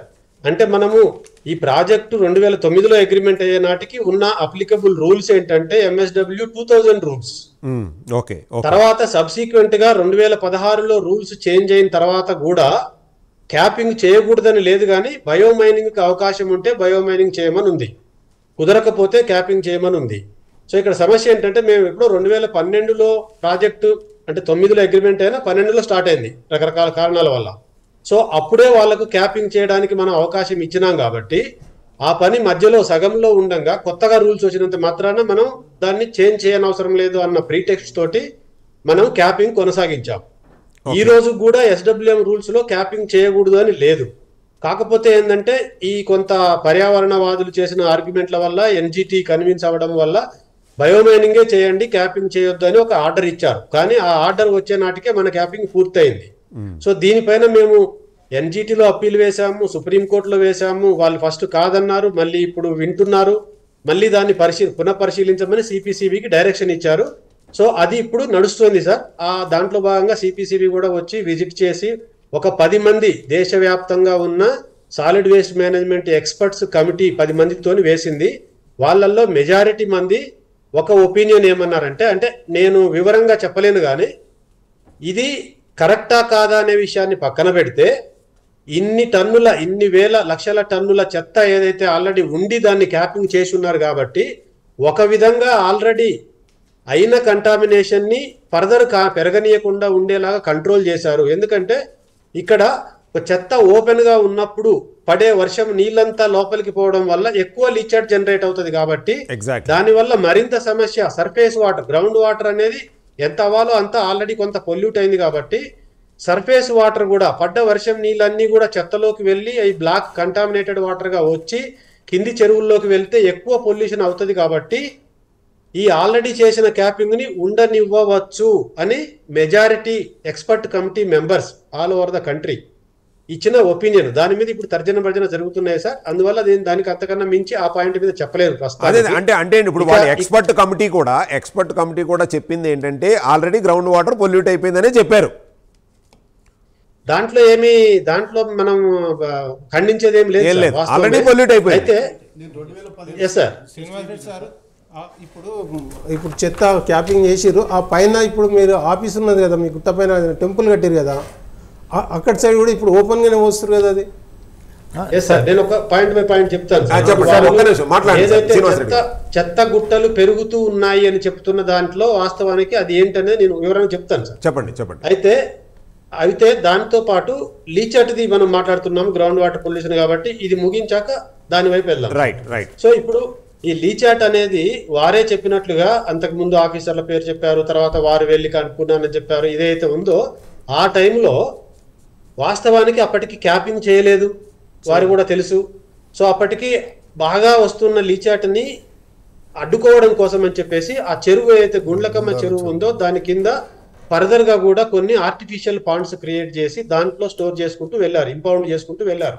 అయితే ఇక్కడ ఒక పాయింట్ ఏంటంటే సార్, నేను వేరే సిటీల గురించి కానీ రాష్ట్రం గురించి కానీ చెప్తే నేను ఇక్కడ దాన్ని సమర్థించుకోవడానికి చెప్తున్నాను అనేలాగా దయచేసి అనుకోకండి. నేను ఒక మాట చెప్తాను. చెప్పండి. వాస్తవానికి దేశవ్యాప్తంగా major dump sites major cities లో ఎక్కడైనా ఈ పాత డంపులు చాలా చోట్ల ఉన్నాయండి. ఢిల్లీ చుట్టే దాదాపు 4-5 చోట్ల ఉన్నాయి, చాలా పెద్ద పెద్ద బాలస్వా అని ఈ గాజీపూర్ అని వీటిలలో ఇప్పటికీ కూడా ల్యాండ్ ఫిల్స్ స్లైడ్ అవ్వడము, మంటలు ఇయర్లీ ఒకసారి మంటలు లేవడము చాలా భారీ ఎత్తున మీరు కూడా పేపర్లలో మీడియాలో చూస్తూ ఉంటారు.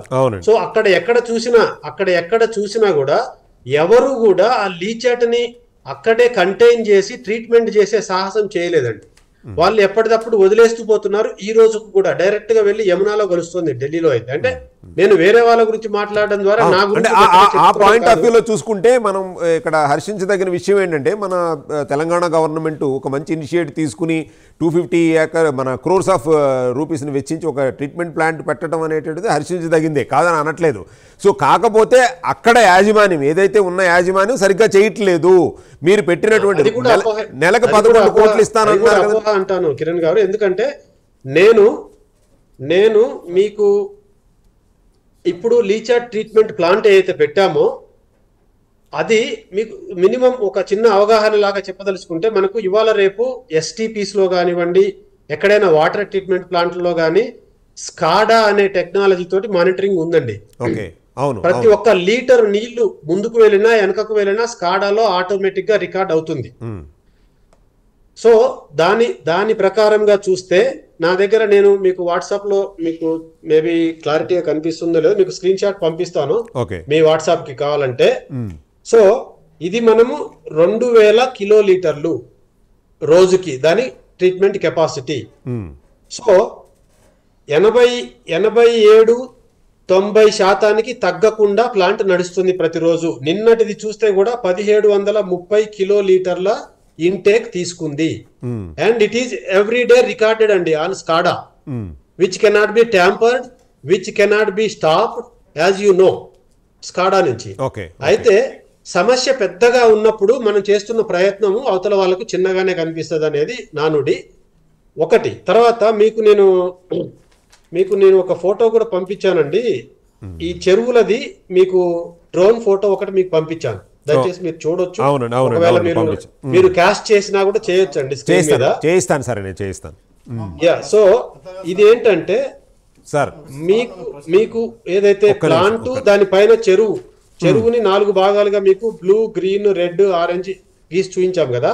దానికి రైట్ సైడ్ ఉన్నది రోడ్ అండి, తిమ్మాయిపల్లి రోడ్డు. ఆ రోడ్డుకు అవతల వైపున ఇంకొక చెరువు ఉంది. సో ఈ మధ్యలో ఒక చిన్న సమస్య రావడం వల్ల ఆ చెరువుని వీళ్ళు మళ్ళీ ఈ చెరువులోకి డైవర్ట్ చేయడం వల్ల ఇప్పుడు మీరు ఈ ఫోటోలో చూస్తున్న సిచ్యువేషన్ ఈ రోజు మీరు గ్రౌండ్ లో చూస్తే ఉండదు. ఉండదు. అదే చెప్తున్నారు, అది రాములు గారు చెప్పండి. అది అది అది ఒక వేరే చర్చ సార్. మళ్ళీ అది కూడా చేద్దాం. మేము చేసిన ప్రయత్నము దాన్ని హౌ ఇట్ ట్రాన్స్పైర్డ్ అనేది మీకు ఈ ఫోటోలో చూస్తే తెలుస్తుంది సార్. ఓకే. సో మీకు ఈ ఫోటోలో చూస్తే ఫేజ్ 1 ఫేజ్ 3 కంప్లీట్ గా లీచట్ అంతా ట్రీట్మెంట్ చేసి కింద ఉన్న ఒండ్రుని కూడా రిమూవ్ చేసి దాన్ని మొత్తం చదును చేసి గ్రావెల్ వేసి ఫ్రెష్ వాటర్ని అందులో నిలబెట్టి చెరువుని పునరుద్ధరించడానికి సిద్ధంగా చేశాం. ఏదైతే పాండ్ 2A 2B అన్నామో ఇది కూడా క్లియర్ చేశాము. ఈ మధ్యలో వర్షాలకి కొంత అందులో వచ్చి స్టాక్ అయి ఉన్న వాటర్ అది కనిపిస్తుంది. అంటే ఇప్పుడు నాకు చెప్పదలుచుకున్నది ఏంటంటే సార్ ఒక మాట అండి, నేను చెప్పదలుచుకున్నది ఏంటంటే ఈ 250 కోట్ల ఈ ప్రాజెక్టు స్టార్ట్ చేసే నాటికి ఉన్న లీచట్ క్వాంటిటీ చెప్తానండి, రికార్డ్ ఆన్ రికార్డ్. 8,50,50,000 కిలోలీటర్లు. ఇప్పుడు ఇందాక వారు ఏదైతే చెప్పారు కదా 9 పాండ్లు చెరువు ఇవన్నీ కలిపని, ఇవన్నిట్లలో కలిపి స్టాక్ ఉన్న లీచాటు 8,50,000 కిలోలీటర్లు. ఇందులో జూలై 2024 చివరి నాటికి మేము క్లియర్ చేసింది 6,50,000 కిలోలీటర్లు.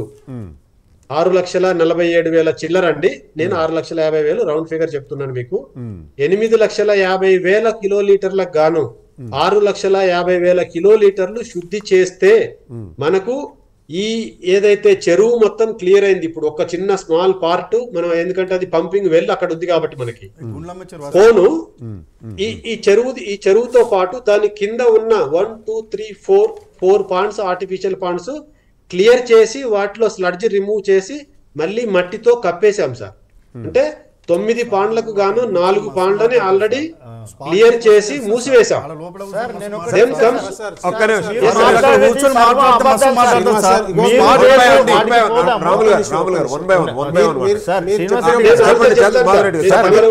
అడిగే ప్రశ్నకు ఆన్సర్ చెప్తారు. మీరు చెప్పండి సార్. మీరు ఫిల్టర్ ఎప్పుడైతే పెట్టి స్టాక్ ఉన్నదో అప్పటికి 2 కింది 2 పాండ్స్ లేవు సార్. అవి ఈ కింది 2 పాండ్స్ ఈ మధ్యలో పాండ్స్ కట్టేటప్పుడే మేము పోయి ఆపినాం సార్. అంటే వర్షం నీళ్ళు స్టోరేజ్ చేసుకుని తప్ప మీ చెత్త నీళ్ళు స్టోరేజ్ చేసుకుని కాదని చెప్పి మాకు మాట ఇచ్చారు సార్. మళ్ళీ అది చేసారు, దాని కింద 2 తర్వాత చేసినాయి సార్. అవి మీ ఫిల్టర్ పెట్టిన తర్వాత అయినాయి ఇవి 2 సార్. ఆంధ్రజ్యోతిలో వచ్చింది సార్ 2011లో.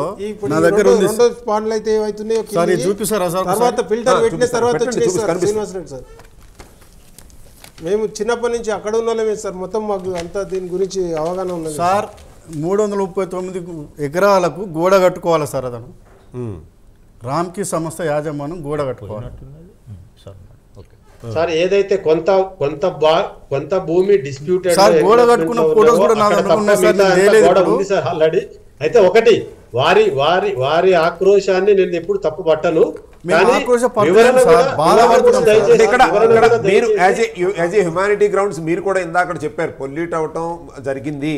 సో దానికి మనం ఫస్ట్ ఆఫ్టర్నూన్ మాట్లాడుకున్నప్పుడు కూడా మీరు నాతో చెప్పింది అదే. మనం వాళ్ళ ప్లేస్లో ఉంటే నిజంగానే మనం కూడా అట్లాగే బాధపడాల్సిన విషయమేనండి.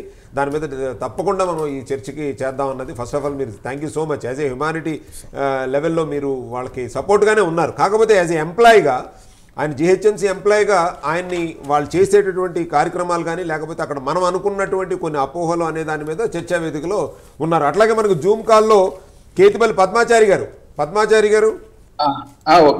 రైట్, చెప్పండి. మాట్లాడొచ్చండి? చెప్పండి.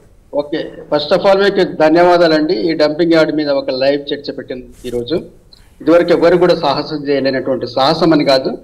ఓకే, వాళ్ళ కంట్రోల్లోకి వెళ్ళిపోయింది చాలా media. That was the system. అది వేరే విషయం.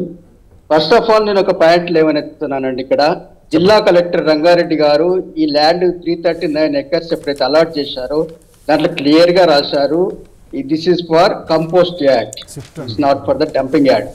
కంపోస్ట్ యార్డ్ అంటే దాని ఏంటో నిర్వచనం ఏంటో మన శ్రీనివాస్ రెడ్డి గారే చెప్పాలి.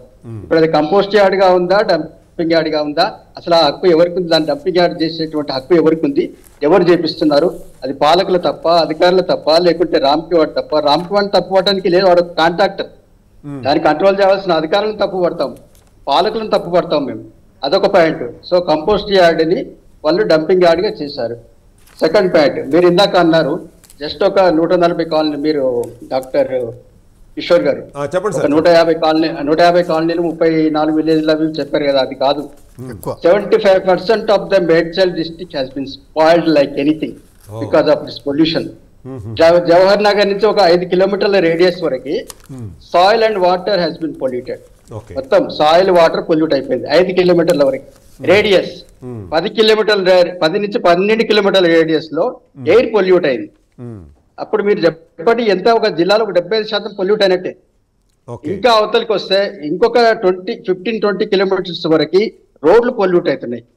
ఓపెన్ టాప్ వెహికల్స్ లో చెత్త తేవడం వల్ల రోడ్ల పక్కన వెళ్ళే వాళ్ళందరికీ కూడా ఇబ్బంది ఉంటున్నది.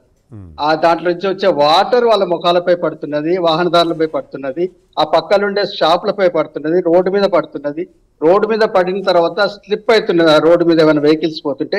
ఇలాంటి అన్ని సమస్యలు మేడ్చల్కి చుట్టుకున్నాయి ఇప్పుడు ఆ డంపింగ్ వాటర్ వల్ల. అదొక జవహర్ నగర్ సమస్య అని చూపించకండి మీకు, ఇది ఒక మేడ్చల్ మల్కాజ్గిరి జిల్లా సమస్య.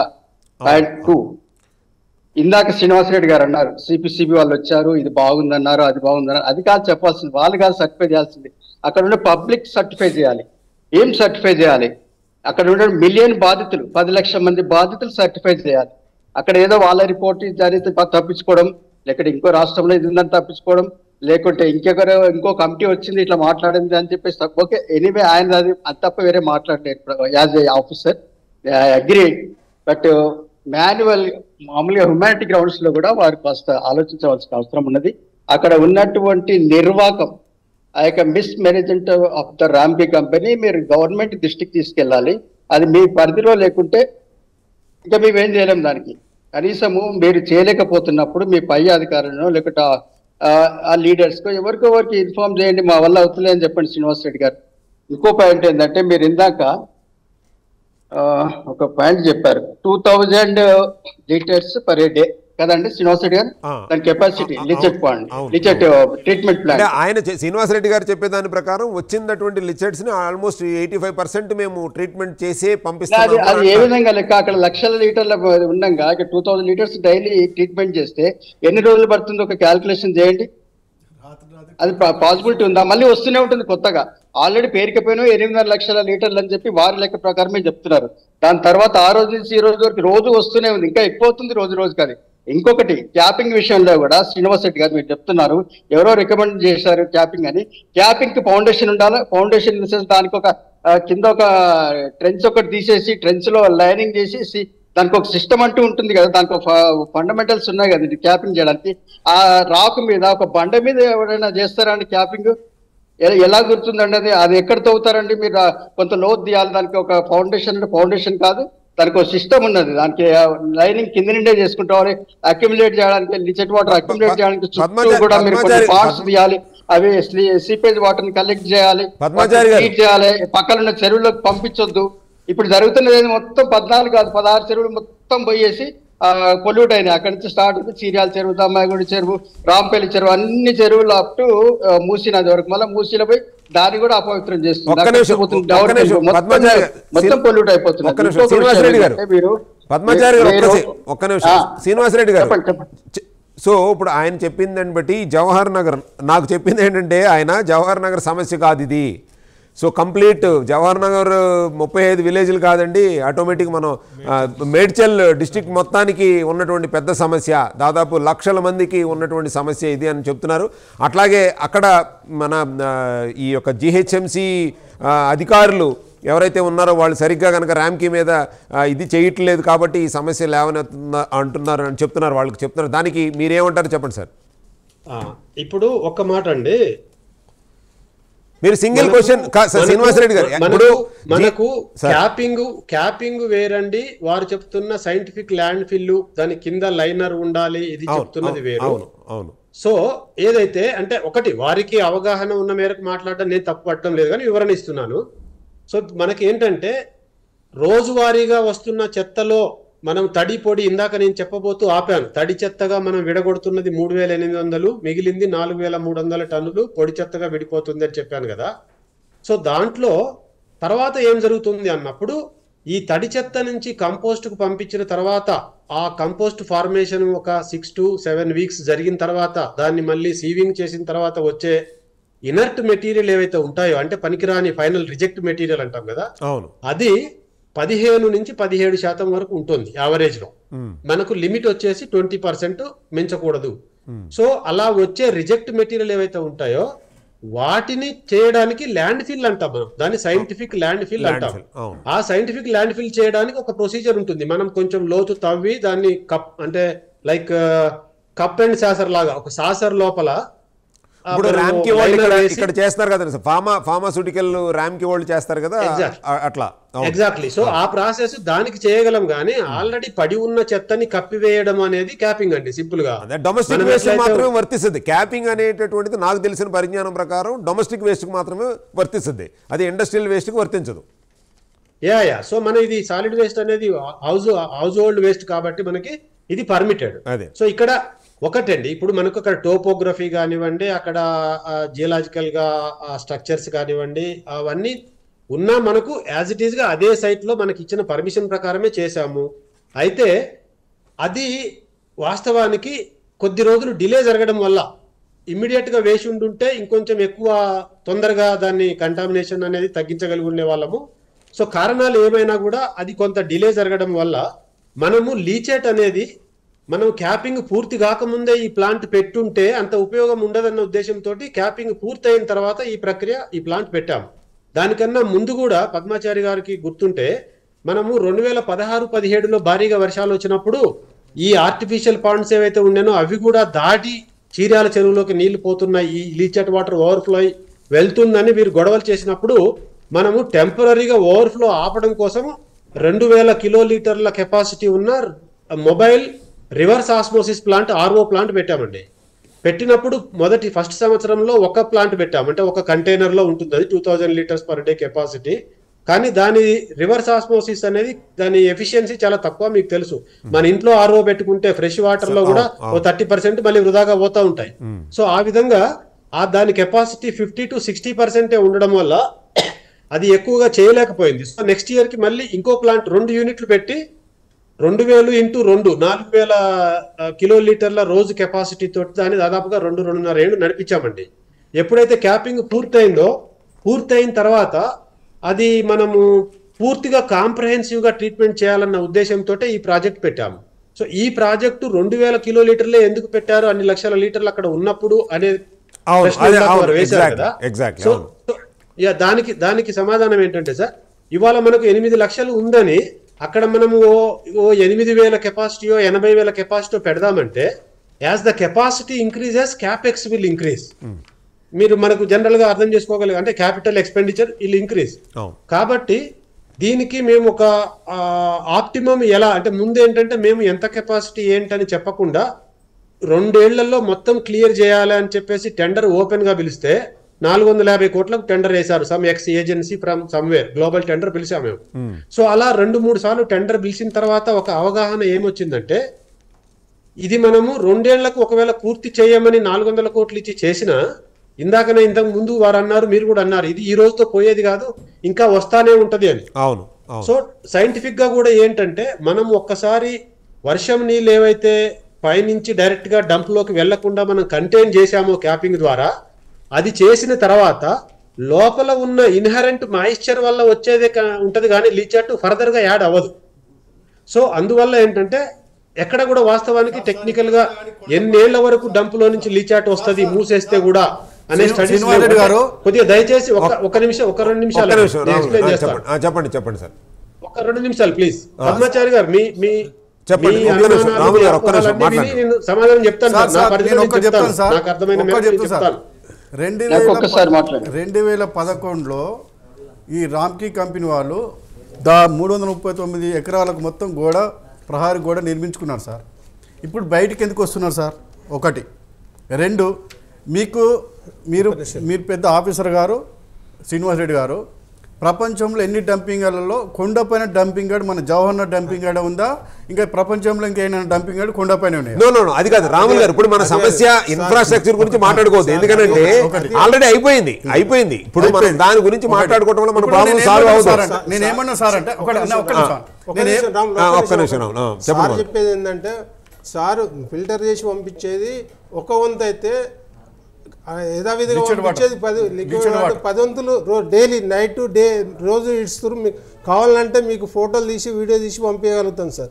చేసేది ఒక వంతు, అట్లే యథావిధిగా ఇచ్చేది 10 వంతులు. 99% నీళ్లు బయట పంపుతున్నారు, 1% చేస్తున్నారు. ఇది మేము చూపిస్తాడని ఒక్క నిమిషం రాములు గారు, మాధవరెడ్డి గారు ఒక్క నిమిషం. ఇప్పుడు శ్రీనివాసరెడ్డి గారు నాకు చూపించినటువంటి వీడియో ప్రకారం సో వీళ్ళు చూపించింది ఏంటంటే ఉంది, మీకు కూడా పంపిస్తాను నేను. ఒకసారి ఓపెన్ చేయండి. సో దాంట్లో నుంచి ఒక ఫ్లో అంతా కూడా బయటికి గోడ పక్క నుంచి ఒక ఫ్లో అంతా వచ్చేస్తుంది సార్. వచ్చేస్తుంటే వాళ్ళు ఏం చేస్తున్నారంటే అక్కడ ఒక బ్యాగ్స్తో ఏదో ఏం మెటీరియల్ యాడ్ చేస్తున్నారు అయితే నాకైతే అర్థం కావట్లేదు, కానీ ఒక కెమికల్ ఏదో యాడ్ చేస్తున్నారు, ఆ బస్తాల్లో పోస్తున్నారు. ఏంటండి అది?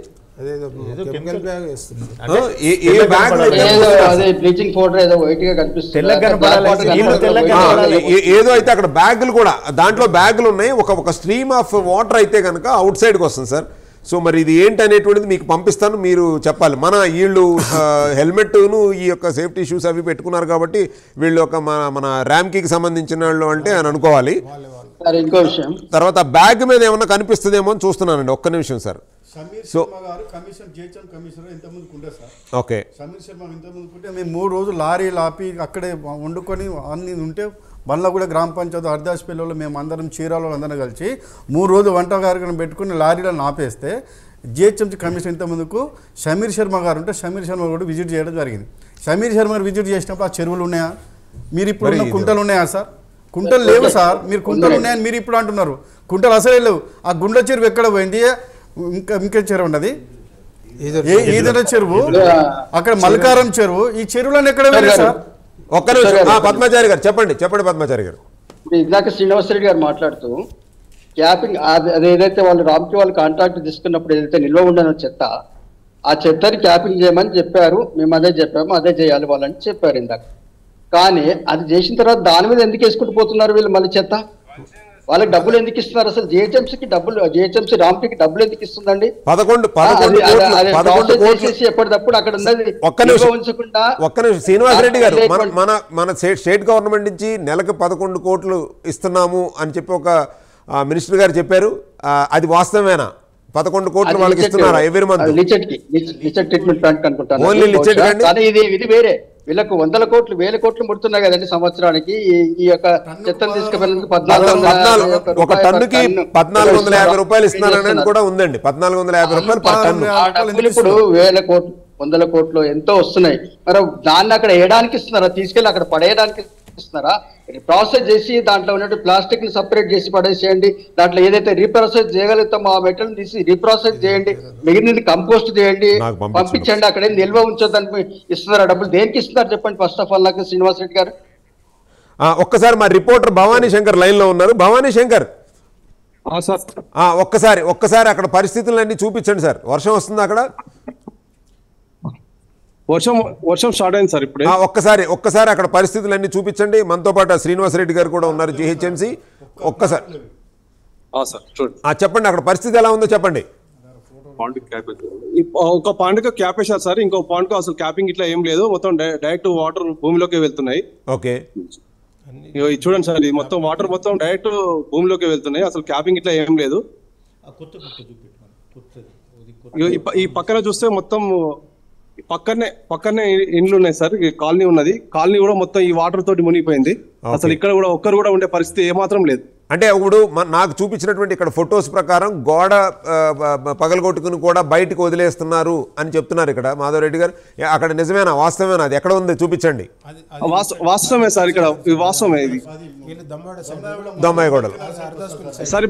మనతో పాటు ఇక్కడ దమ్మాయిగూడ కౌన్సిలర్ ఒక రమేష్ గౌడ్ గారు ఉన్నారు. వారికి ఒకసారి వారు మాట్లాడతారు. ఇవ్వండి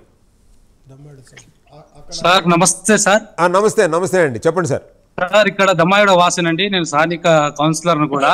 ఓకే, ఇక్కడ డంపింగ్ యార్డ్ వచ్చినప్పటి నుంచి డంపింగ్ యార్డ్ దుర్వాసన తోటి ఒక సమస్య అయితే మెల్లమెల్లగా ఇప్పుడు ప్రధాన సమస్య ఏమైందంటే లీచెడ్ వాటర్ తోటి ప్రధాన సమస్య అయిపోయింది. లీచెడ్ వాటర్ ఇండల్లోకి రావడము, చెరువులకు రావడము, బోర్లేసే నీళ్ళ గది నీళ్ళు రావడము. డంపింగ్ యార్డ్ ఎక్కడ ఎక్కువ సమస్య లీచెడ్ వాటర్ తోటి ఎక్కువ సమస్య అయిపోయిందండి. ఓకే, ఈ సమస్యని మొత్తం ఈ డంపింగ్ యార్డు విచ్చలవిడిగా వీళ్ళు ఒక్క పద్ధతి కూడా పాటించారండి ఇక్కడ. వాళ్ళు ఇష్టం ఉన్న తీరుగా వాళ్ళు ఎక్కడ వాటర్ పంపించాలంటే అక్కడ వాటర్ పంపిస్తారు. ఒకసారి చీరాలకు పంపిస్తారు, ఒకసారి బండ్ల కూడా పంపిస్తారు, ఒకసారి దమ్మగడ పంపిస్తారు. వాళ్ళ ఇష్టానుసారంగా లీచర్ నీళ్ళని రాత్రి వదిలిపెడతారు. ఆ నీళ్ళు నల్ల నీళ్ళు ఏదైతే ఉన్నాయో తెల్లగా మార్చడానికి ఆ కెమికల్ బ్యాగ్స్ వాడతారు అంతే. దాని ఏం లేదు సార్, డైరెక్ట్ కాలనీల ఇళ్లకు నీళ్ళు వచ్చి ఉన్నాయి సార్ అవి. Okay okay okay Ravishankar, Bhavani Shankar, ఇంకెవరు ఉన్నారు చూడండి అక్కడ. సార్ ఇక్కడ మన స్థానికంగా ఉన్న కాలనీ కార్మిక కాలనీ వాసులు ఉన్నారు సార్. ఒకసారి వారితో సందీప్ గారు ఉన్నారు సార్, మాట్లాడతారు. సందీప్ గారు చెప్పండి, మీరు ఎటువంటి సమస్యలను ఫేస్ చేస్తూ ఉన్నారు దానివల్ల, లీచెడ్ వాటర్ వల్ల? వాళ్ళు నిజంగా ట్రీట్మెంట్ జరుగుతుందా జరగట్లేదా? మన ప్రభుత్వ అధికారులందరూ కూడా అది ట్రీట్మెంట్ జరుగుతుంది, దాదాపు 87-90% ట్రీట్మెంట్ అయిన తర్వాతే దాన్ని మేము వదులుతామని చెప్తున్నారు. కాకపోతే మీరు పక్కన ఉన్నటువంటి నివాసులు కాబట్టి ఎట్లా ఉందంటారు? నిజంగా అక్కడ జరుగుతుంది అనుకుంటున్నారా, జరగట్లేదా ట్రీట్మెంట్ ప్రాపర్గా? వాస్తవానికి మాకు కనబడేది ఏంటి అని అంటే, ఆ లిక్విడ్ వాటర్ ట్రీట్మెంట్ ప్లాంట్ 250 కోట్లతోటి వీళ్ళు పెట్టాను అనేసి ప్రభుత్వం అప్పుడు అంతా ఘనంగా ఓపెన్ చేశారు కదా. మరి ఇంకా ఎందుకు పాండ్స్ ఇక్కడ అంతా చుట్టుపక్కల మొత్తం కూడా పాండ్స్ ఎందుకుంటున్నాయి అనేది మాకు అనుమానం ఉంది. ఇదే కాకుండా మరి ముఖ్యంగా మా కాలనీకి ఆనుకొని ఈ పాండ్స్ పెట్టారు. దీనివల్ల మొత్తం భూగర్భ జలం మొత్తం నష్టపోతా ఉన్నాం మేము. ఇక్కడ కవర్ లేదు, ఏది లేదు, అసలు ఎక్కంత వరకు కూడా ఎవరికి ఇక్కడ ఏం జరుగుతుంది అనే వాస్తవాలు తెలియదు. ఏమనంటే సెక్యూరిటీ గార్డ్స్ ను పెట్టేస్తారు, ఎవరిని కూడా లోపల రానియకుండా చాలా స్ట్రిక్ట్ గా వీళ్ళు ఫాలో చేస్తూ ఉంటారు. మేమేమనుకుంటున్నాం, లోపల నుండి వర్షపు నీళ్ళేమో అనేసి అనుకుంటున్నాం, కానీ గ్రౌండ్ లో చూసుకుంటే అసలు వర్షపు నీళ్లు కాదు. ఎన్నిసార్లు చెప్పాము మేము, ఇక్కడ నుంచి నీళ్లు కారుతున్నాయి అంటే, లేదు మేము కవర్స్ వేసాము, మీకు ఈ నీళ్ళు అవి కావు వర్షం నీళ్లు అనేసి మాతోటి ఎన్నో సార్లు అబద్ధాలు చెప్పడం జరిగింది. కానీ ప్రాక్టికల్ చూస్తే అసలు ఈ వాటర్ అంతా కూడా లిక్విడ్ వాటర్, ఈ లిక్విడ్ వాటర్ మొత్తం కూడా భూగర్భం స్మెల్ వస్తాయా అక్కడ? కాదండి, వాటర్ కలర్ తో పాటు ఏమైనా స్మెల్ వస్తుందా? స్మెల్ విపరీతమైన స్మెల్ అండి, నిలబడలేం మనం ఇక్కడ, అంత విపరీతమైన స్మెల్ వస్తుంది. వాటర్ కూడా ఏదైతే ఉందో ఇక్కడ భూగర్భ వాటర్ కూడా టోటల్ కలుషితమైంది. చర్మ వ్యాధులు, చాలా మందికి ఇక్కడ చర్మ వ్యాధులు ఉన్నాయి. దీని గురించి కూడా ఎన్నో సార్లు మేము కంప్లైంట్ కూడా రేజ్ చేశాము, చర్మ వ్యాధులు ఉన్నాయి అనేసి. ఆ కంప్లైంట్స్ కు స్పందించి ప్రభుత్వము ఒక మినీ వ్యాన్ అనేది ఒకటి ఏర్పాటు చేసిండ్రు. అది కూడా రామ్కే సంస్థ వాళ్ళే పెట్టారు. కానీ బేసిక్ టాబ్లెట్స్ మాత్రమే అందులో ఉన్నాయి. చర్మ వ్యాధులకు సంబంధించిన ట్రీట్మెంట్ ఏది కూడా లేదు. ఇక్కడ పేదవాళ్ళు ఉంటారు, మరి వాళ్ళ ఆరోగ్య పరిస్థితి ఏంది అని గమనించడానికి మాత్రం ఏమీ లేదండి. జస్ట్ జ్వరం వచ్చిందా, దగ్గు వచ్చిందా, నొప్పులు ఉన్నాయా, ఆ ట్రీట్మెంట్ జరుగుతుంది. అంతకు తప్పిస్తే అక్కడ వేరే ట్రీట్మెంట్ ఏం లేవండి. అంటే వాళ్ళు ర్యామ్కి అగ్రిమెంట్ లో నాకు తెలిసినంత వరకు కూడా వాళ్ళకు డ్రింకింగ్ వాటర్ సపోర్ట్ చేస్తాము, అట్లాగే వాళ్ళ యొక్క హాస్పిటల్ ఒకటి పెడతాము, ఈ పీరియాడికల్ గా ఈ హెల్త్ ప్రివెన్షన్ క్యాంప్స్ కూడా పెడతాము అన్నట్టుగా ఉందన్నట్టుగా నాకు తెలిసింది. వాస్తవేనా? ఉంది అగ్రిమెంట్ లో, అది జరుగుతుందంటారా? వాస్తవమే, కానీ నిజంగా గ్రౌండ్ లెవెల్ లో మాత్రం ఇవి ఏవి కూడా నిర్వహిస్తలేరండి. గ్రౌండ్ లో మాత్రం ప్రజలు చాలా ఇబ్బందులు ఎదుర్కొంటున్నారు. ఈ డంపింగ్ యార్డ్ వల్ల ఎంతమంది ఆరోగ్యాలు పాడైనాయి అనేది మీరు ఇంకొక వీడియో అనేది కూడా మేము పెడతామండి, గ్రూప్ లో పెడతాము, మీరు చూడండి. అసలు తప్పకుండా ఇప్పుడు మన దగ్గర ఉన్న సమాచారం ప్రకారం వాటర్ సర్టిఫికెట్ ఆఫ్ అనాలిసిస్ ప్రకారం చూస్తే 38,421 ఉందండి టోటల్ డిజాల్వ్ సాల్ట్స్. సో అంటే 38,000 అంటే ఇంక మరి ఏం చెప్పాలో తెలియదు. లెస్ దాన్ 500 ఉంటే కనుక మన పోర్టబుల్ వాటర్ కింద మనం అనుకుంటాము, బట్ 38,000 ఉంది. సార్ అంటే వీళ్ళు గవర్నమెంట్ నుంచి వరంగల్లో ఉన్న వాళ్ళ ట్రీట్మెంట్ ప్లాంట్లో అనాలిసిస్ వాళ్ళకి సంబంధించిన ప్రకారంగా ఈ పొల్యూషన్ కంట్రోల్ బోర్డు వాళ్ళ టేక్ ఓవర్లో వీళ్ళ పొల్యూషన్ కంట్రోల్ బోర్డు ఎందుకుందో చేసేందుకు మాకు అర్థం కావట్లేదు. అయితే వాళ్ళకి సంబంధించిన రామ్కి సంబంధించిన దాన్ని అనాలిసిస్ ఇస్తారు. ఇది నేను ప్రైవేట్ అది ప్రతి ఒక్కరికి ఉన్నటువంటి రైట్ అండి. మీరు మీకు వచ్చిన లిక్విడ్ వాటర్ అవనివ్వండి, ఇంకోటి అవనివ్వండి, మీరు సాయిల్ టెస్ట్ అవనివ్వండి, ఏదైనా మనమైనా సరే ప్రైవేట్ ల్యాబ్ లో చేయించుకోవచ్చు. ఎవరు ఇంకొక మాట చెప్తా సార్, ఇంకొక మాట చెప్తా. చెప్పండి. రామ్కి అగ్రిమెంట్ ఏమంటే 2 సంవత్సరాలు తిరిగింది సార్, జయించాను సార్ నేను. నా పేరు Potharaju Ramulu sir. Okay okay, దాని మాట్లాడదాం. అలాగే ఇప్పుడు మనం మన లైవ్ లో ఈయన ఉన్నారండి, రవికుమార్ రెడ్డి గారు. సార్ చెప్పండి సార్. చెప్పండి సార్, మీరు ఏదో చెప్తున్నారు, చెప్పండి సార్. అక్కడ ఉన్న పరిస్థితి శ్రీనివాస్ రెడ్డి సార్ అన్నారు ఇంతకుముందు ఒక చిన్న ఇష్యూ ఏంటంటే, ఇది చెరువు సార్, దీన్ని 4 భాగాలుగా విడదీశారు. ఇది చెరువు, హరిదాస్పల్లి చెరువు, గుండ్ల చెరువు అంటారు దీన్ని 4 భాగాలుగా విడదీశారు. ఇది వన్ ఆఫ్ ది లీచర్డ్ పౌండ్. ఇక్కడ ఇలాంటి 4 భాగాలుగా విడదీశారు. సార్ అంటున్నారు ఇంత ముందు క్లియర్ చేసి మొత్తం ఖాళీ చేసినారు అంటున్నారు. కాకపోతే మొన్న జరిగింది ఏంటంటే, ర్యామ్కి వాళ్ళు దొంగతనంగా ఇలా ఈ లీచర్డ్ వాటర్ ని యాక్చువల్ గా ఏంటంటే దీంట్లోకి ఈ లీచర్డ్ వాటర్ లోకి మంచినీళ్ళు రావద్దని చెప్పి ఒక డైవర్షన్ నాలా టెంపరీగా మల్కారం చెరువు నుంచి ఈదుల చెరువులకు కలిపారు. కానీ మొన్న ఏం చేశారంటే ఈ లీచర్ వాటర్ ఎక్సెస్ అయిపోవడం వల్ల లోపల నుంచి పైపులు వేసి ఆ డైవర్షన్ నాలా నుంచి లీచర్ వాటర్ ఈదుల చెరువులో కలిపారు.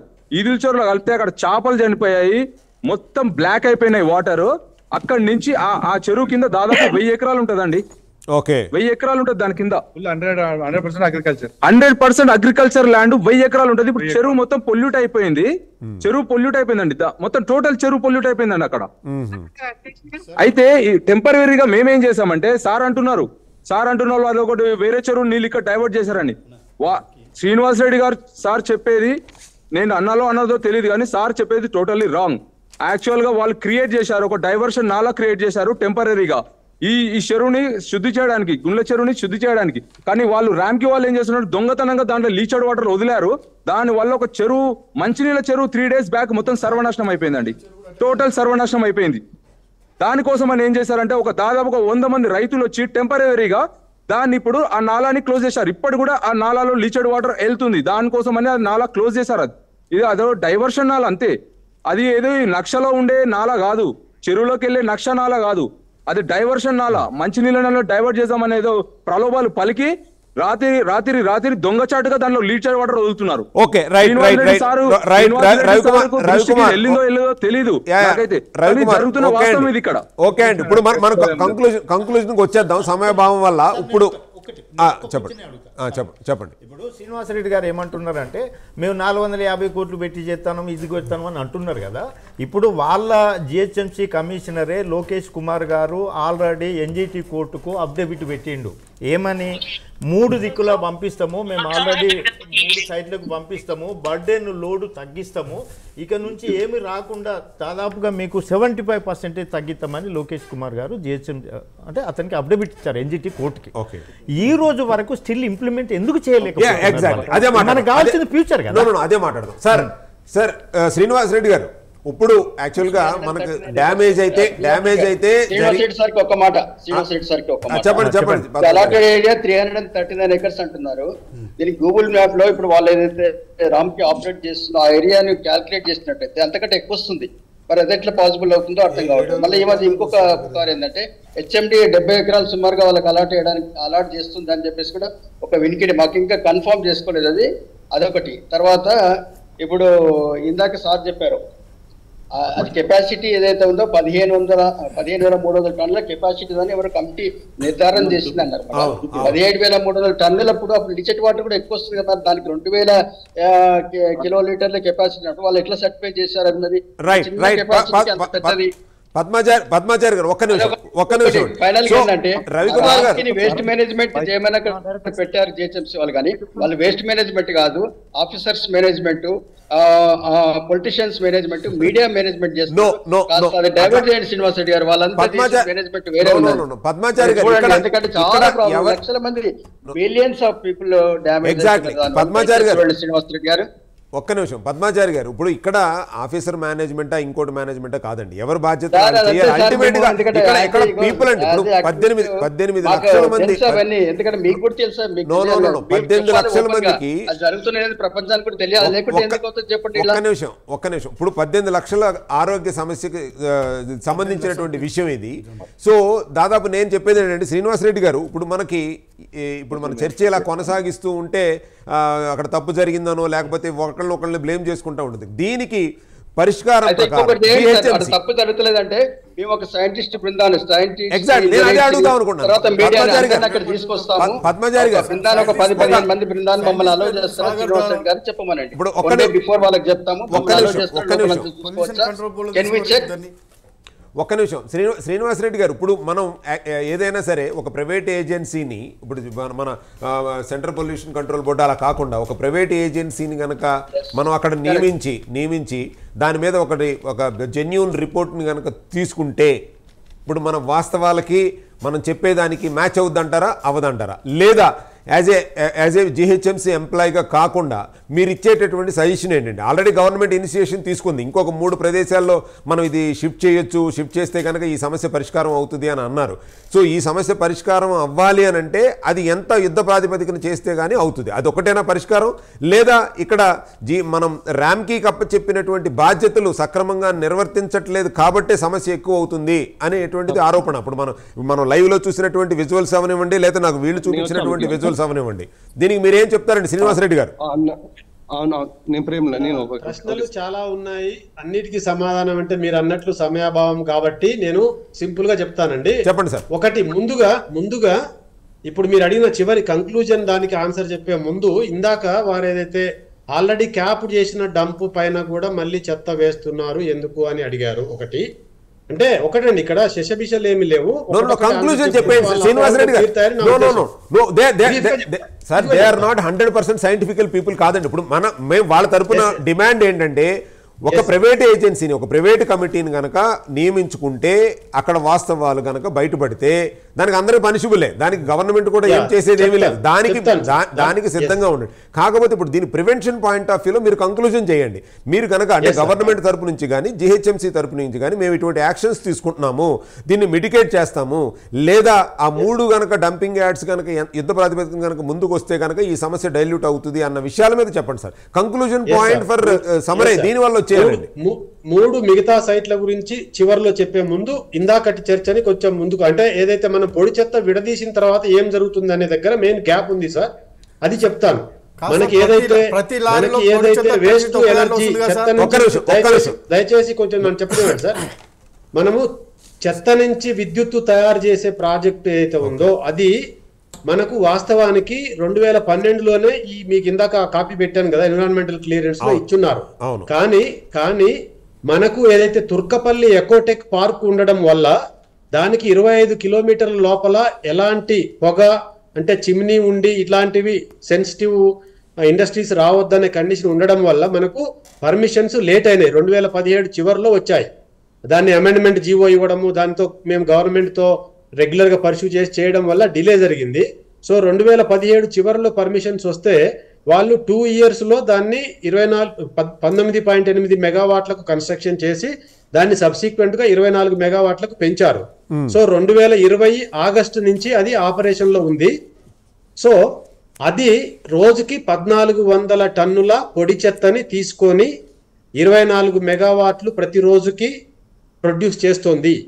అంటే దాని కెపాసిటీ 24 మెగావాట్ కెపాసిటీ. సో అది వచ్చేసి పర్ డే 5 లక్షల యూనిట్ల విద్యుత్ ప్రొడ్యూస్ చేస్తోంది ఇప్పుడు. తర్వాత దుండిగల్లో 14.5 మెగావాట్లది మొన్న మార్చి ఫస్ట్ వీక్ లో స్టార్ట్ అయింది. 14.5 మెగావాట్లది, అది 850 టన్నుల చెత్తని పొడి చెత్తని ప్రతిరోజు తీసుకుంటుంది. సో ఇవి 2 పోంగా వాస్తవానికి మనకు SWM రూల్స్ ప్రకారం కూడా ఏంటంటే 100 కిలోమీటర్ల దూరంలో ఉన్న cement plants compulsory 5% of their fuel needs coal బదులుగా పొడి చెత్తని తీసుకోవాలని ఉంది RDF ని. సో మనకు చూస్తే 100 కిలోమీటర్ల దూరంలో లేవు వాస్తవానికి. మనం ఇటు కోదాడ దగ్గర వెళ్ళినా అదే మోర్ దాన్ 150 కిలోమీటర్స్ అలా ఉన్నాయి. కాబట్టి డిస్పైట్ దట్ GHMC గానీ రామ్కి గానీ పర్సూ చేసుకోవడం వల్ల 340 టన్నుల RDF అనేది వెళ్తుంది సిమెంట్ ప్లాంట్స్ కి. ఈ మధ్యలో వాళ్ళు ఇంకో 500 టన్నులకు కూడా కర్ణాటక, గుల్బర్గా, మహారాష్ట్ర ఏరియాల్లో ఉన్న సిమెంట్ ప్లాంట్స్ తో కూడా వాళ్ళు అగ్రిమెంట్లు చేసుకున్నారు. సో ఆ విధంగా 840 టన్నుల సిమెంట్ ప్లాంట్లకి పోతే ఇంకా మిగిలింది 1210 టన్నులు ఇంకా ఉందండి అదనంగా. అంటే రోజు విడగొట్టినాక కూడా మిగిలిపోతుంది. సో ఇది అక్కడ ఉన్న శివారెడ్డి గారు కానివ్వండి, మాధవరెడ్డి గారు కానీ, పద్మాచారి గారి వాళ్ళకు కూడా తెలుసండి. ఈ ఏదైతే 24 మెగావాట్ల విద్యుత్ ప్లాంట్ ఆల్రెడీ నడుస్తుందో ఆగస్టు 2020 నుంచి, సేమ్ దాని రెప్లికా ఇంకో 24 మెగావాట్స్ వేస్ట్ ఎనర్జీ ప్లాంట్ ఇప్పుడు కన్స్ట్రక్షన్ అవుతోంది. 80% కన్స్ట్రక్షన్ పూర్తయింది. అది ఒక్క నిమిషం సార్ శ్రీనివాసరెడ్డి గారు, ఒక్క నిమిషం అండి. ఎవరో మనకు భవానీ శంకర్ ఎవరో లైన్ లో తీసుకుంటున్నారు, మళ్ళీ మీ దగ్గరికి వస్తాను. భవానీ శంకర్ చెప్పండి సార్. నమస్తే. మనకు స్థానికంగా ఈ డంపింగ్ యార్డ్ కు సంబంధించిన జేఏసీ స్వర్ణలత గారు ఉన్నారు సార్. ఒకసారి వారిని మనం స్వర్ణ గారు ఉన్నారు సార్, ఒకసారి వాళ్ళని తీసుకుందాం లైన్ లో. చెప్పండి. నా పేరు స్వర్ణ అండి.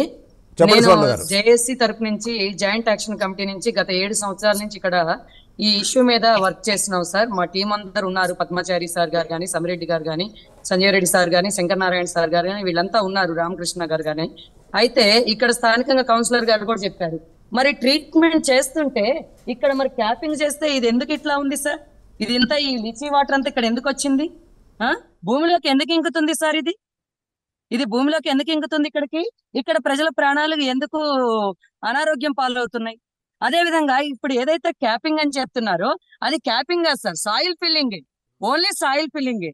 దాని మీద ప్రెస్ డంప్ వేసి అక్కడ నుంచి లీకేజ్ మీకు చూస్తే బ్లాక్ లీకేజ్ కనపడుతుంటది చూడండి.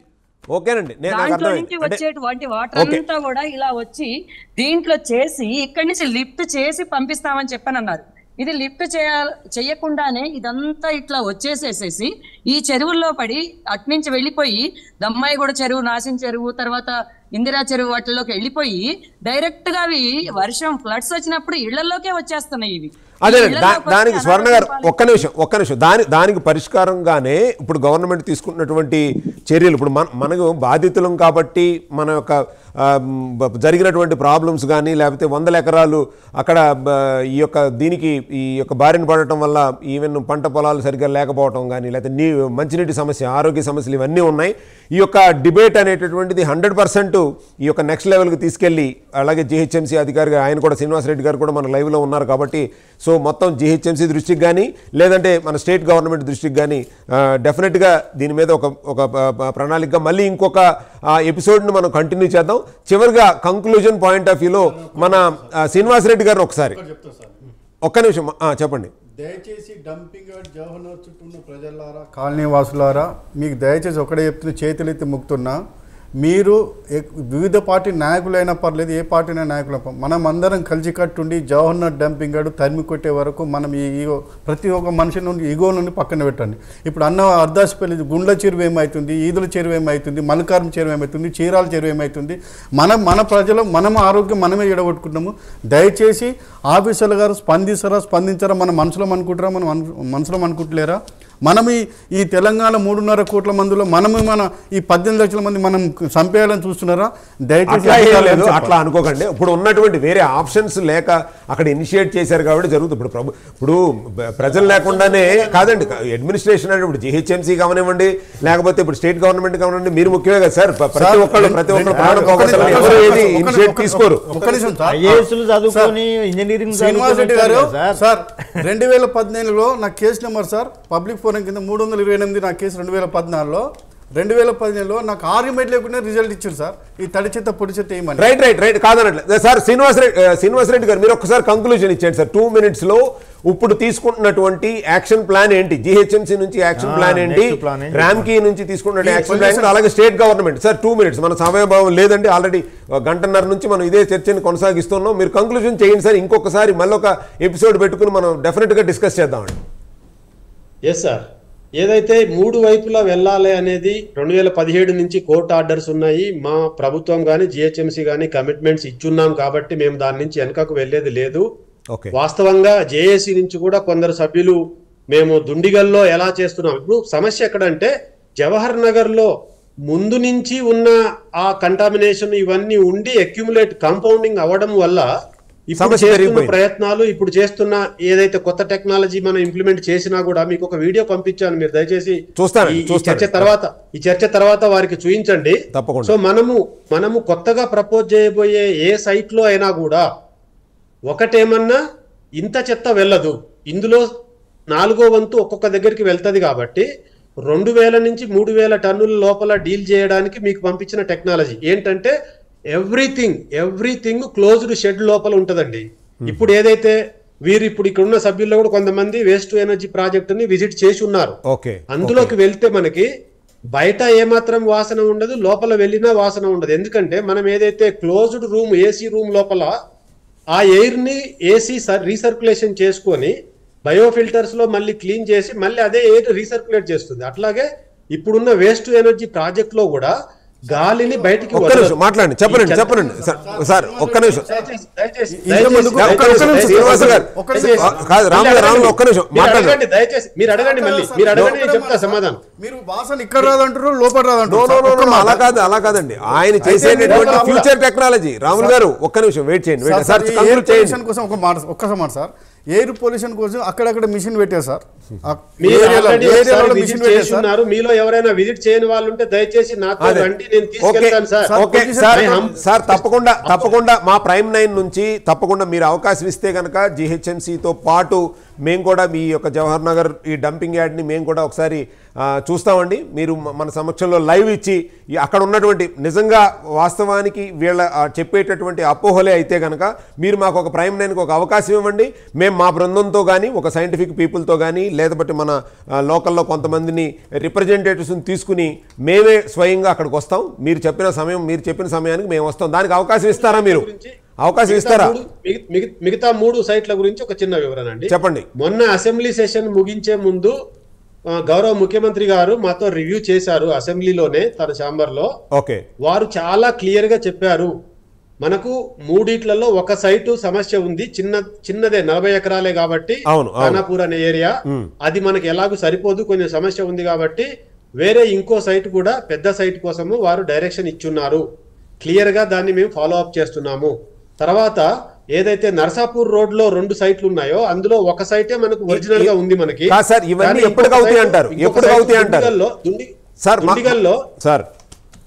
దుండిగల్లో ఆల్రెడీ మనకు వేస్ట్ ఎనర్జీ ప్రాజెక్ట్ మనకు ఉంది. అదే దాని పక్కన 75 ఎకరాలు మన రెవెన్యూ ల్యాండ్ ఉంది కాబట్టి ఆ ల్యాండ్ ఇచ్చారు. ఎందుకంటే ఆల్రెడీ ఇండస్ట్రియల్ ఏరియా కాబట్టి హ్యాబిటేషన్స్ దగ్గరలో లేవు కాబట్టి ఆ సైట్ మాకు ఆల్రెడీ హ్యాండ్ ఓవర్ చేయడం జరిగింది. మేము దానికి ఆల్రెడీ కాన్సెంట్ ఫర్ ఎస్టాబ్లిష్మెంట్ కోసము ఆల్రెడీ మేము ప్రపోజల్ సబ్మిట్ చేసి ఉన్నాం పొల్యూషన్ కంట్రోల్ బోర్డుకి. ఇప్పుడు నేను మీకు ఏదైతే వీడియో పంపించున్నానో అదే టెక్నాలజీ అక్కడ రాబోతుంది. ఎగ్జాక్ట్లీ ముందు 2000 టన్నులతో స్టార్ట్ చేస్తామండి. అది కంప్లీట్ గా ఇందాక చెప్పినట్టుగా కంప్లీట్ గా చెత్త అనేది బయటికి కనపడదు, పూర్తిగా వెహికల్ వెళ్లి బంకర్ లోకి డంప్ చేస్తుంది. కిషోర్ గారు సింపుల్ గా చెప్పాలంటే ఒక చిన్న ఉదాహరణతో ముగిస్తాను. చెప్పండి సార్. మన ఊర్లలో గోబర్ గ్యాస్ ప్లాంట్లు ఉన్నాయి కదా, ఎప్పటి నుంచో మన చిన్నప్పటి నుంచి. సో అందులో పేడ వేసేటప్పుడు ఏమన్నా కొద్దిగా స్మెల్ వస్తుందేమో కానీ ఒక్కసారి అందులో వేసిన తర్వాత ఆ ప్రక్రియ జరిగిన తర్వాత బయటికి స్లర్రీ వస్తుంది, ఏ విధమైన వాసన ఉండదు, గ్యాస్ మన ఇంట్లోకి వెళ్తుంది. ఆ స్లర్రీని ఎండబెడితే మళ్ళీ కంపోస్ట్ గా మన చేనుకి వెళ్తుంది. అదే టెక్నాలజీ ఇప్పుడు మేము ప్రపోజ్ చేస్తున్న కొత్త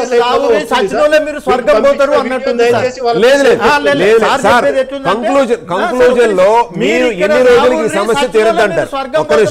ఒక్క నిమిషం సార్, ఎన్ని రోజుల్లో ఈ పరిష్కారం వస్తుంది అని అంటారు? దానికి ఒక్క కంక్లూజన్ ఇవ్వండి. రెండో పాయింట్, మీరు 2 పాయింట్లకు ఆన్సర్ ఇవ్వండి సార్. ఫస్ట్ పాయింట్ వచ్చేసరికి ఎన్ని రోజుల్లో ఈ మన స్టేట్ గవర్నమెంట్ గౌరవనీయులు ముఖ్యమంత్రి గారు రేవంత్ రెడ్డి గారు దీని మీద యాక్షన్ ప్లాన్ తీసుకొస్తారంటారు. అట్లాగే రెండోది, మా ప్రైమ్ 9కి మీరు జిహెచ్ఎంసీతో పాటు ఒక విజిట్ అరేంజ్ చేయగలరా రామ్కీలో?